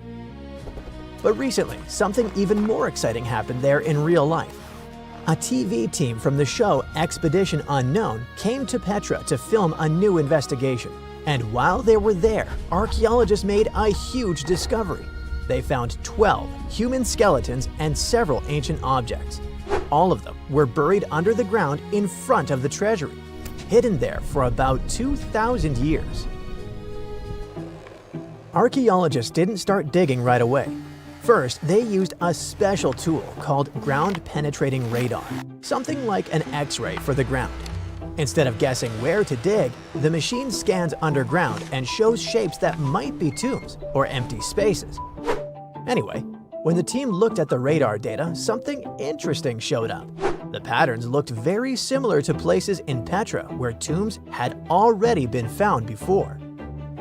That was a big clue that something might be hiding underground. After seeing the results, the authorities of Jordan gave permission for the excavation. That's when the team finally started digging under the famous site. And that's how they uncovered the skeletons and ancient artifacts. Interestingly, many tombs in Petra have been found completely empty, because over the centuries, anything valuable was taken by looters. or simply disappeared with time. But this tomb was very different. Inside, the team discovered 12 human skeletons and a few ancient objects. Some of the bones even had mold on them. That happened because Petra is carved into sandstone cliffs. Sandstone is quite porous, which means it can soak up water like a giant sponge. The area sometimes floods, and moisture likely slowly made its way into the tomb. Along with the skeletons, the archaeologists found stuff made of bronze, iron, and ceramic. One object stood out: a ceramic chalice resting in the arms of one of the buried people. It was almost as if the person had been holding it when they were laid to rest. Mysteriously, the cup looked a lot like the Holy Grail from the Indiana Jones movie. The famous building above the tomb, the Al-Khazneh, stands near the main entrance to the city. It's believed to be at least 2,000 years old. This huge structure is carved directly into the sandstone cliffs. Today, it's one of the most recognizable landmarks in the world. But even though the treasury is so famous, archaeologists still don't fully understand its history. One reason is that many of the nearby tombs didn't contain many artifacts, and without things to study, it becomes much harder to figure out exactly when the building was made or how it was used. That's why the team was so excited. The discovery could help them learn more about the ancient people who lived in Petra and built the city. The location of the tomb might already be an important clue. You see, being buried right in front of the treasury was probably a huge honor. The human remains themselves could also tell an interesting story. The skeletons were still lying in their original positions without being moved around or disturbed by looters. That's why scientists can study them much more carefully to learn things like how old these people were, how they lived, or if they were healthy. We could also learn more about the place those people called home, the ancient city of Petra. It was built more than 2,000 years ago by the Nabateans. Starting around the 4th century BCE, this desert city became the center of their kingdom and an important stop for trade across the Middle East. The location helped a lot. Petra sits in a valley surrounded by mountains, and the main entrance is a long, narrow canyon called the Al-Sik. Because the path is so tight, the city was easy to defend and hard for enemies to attack. Thanks to these factors, the city grew quickly. At its peak, around 30,000 people may have lived there, but the city sits in a dry desert canyon. Natural water is kinda limited there. So how did so many people live in Petra? The answer is clever engineering. The Nabateans built a water system that was incredibly advanced for its time. They didn't rely on one water source. It was a whole network carved directly into the rock. They cut channels, pipes, and storage tanks into the cliffs. This helped them guide water from nearby springs into the city. It was like an ancient plumbing system built entirely out of stone. Even better, the water didn't just flow straight into the city. First, it passed through special settling basins where dirt and sand could sink to the bottom. After that, the water was stored in large reservoirs surrounded by thick stone walls, which helped keep the water cooler in the desert heat. Flash floods were also a big danger in the canyon. When heavy rain fell in the surrounding mountains, water often rushed down the narrow valleys. To deal with that, the Nabateans built dams and channels that redirected the floodwater into storage reservoirs. Another intriguing thing about Petra is the location of its main buildings. In 2013, researchers found that several important monuments lined up with the sun during key moments of the year, like the solstices and equinoxes. Scientists now believe that the buildings may have worked like giant calendars, helping people track the seasons in a desert landscape. Natural signs of time can be hard to notice there. Another Petra mystery is 3 massive stone blocks, the Jinn blocks. They go back to around the 2nd century BCE and are some of the first big tombs built in Petra. 2 of them have burial chambers inside, and the 3rd one even has a grave on top, like a little rooftop coffin. No one really knows exactly why they were built. Most experts say they were tombs, but some think they may have been carved to honor deities or used in rituals. But however great Petra was, things started to change in 106 CE. That's when the powerful Roman Empire took control of the city and made it part of their territory. Trade didn't completely stop, but the city slowly lost some of its importance. Later, a large earthquake in 551 CE caused serious damage to the area. It could have been the final blow for a city that was already in decline. Over time, Petra was eventually abandoned and became known as the Lost City. But there's another nickname people used much more often: the Rose City. The name comes from the color of the cliffs around Petra. The sandstone rocks have a reddish-pink color, especially when the sun is low in the sky. What tourists see today is just a tiny slice of Petra. Some estimates say archaeologists have only dug up about 15% of the city. Visitors go through the narrow Sikh, gape at the 130-foot-high treasury, walk along tomb-lined streets, and climb over 800 steps to reach the monastery, Al-Dir. But that's like seeing the tip of an iceberg. The rest is still buried. Petra keeps surprising us. In 2016, researchers used satellite images to spot a huge, previously unknown monument. The platform is massive, about 184 by 161 feet, and has columns along one side. Pottery fragments suggest it's over 2,150 years old. So basically, even after centuries of exploration, Petra is still full of secrets. They're just waiting to be uncovered.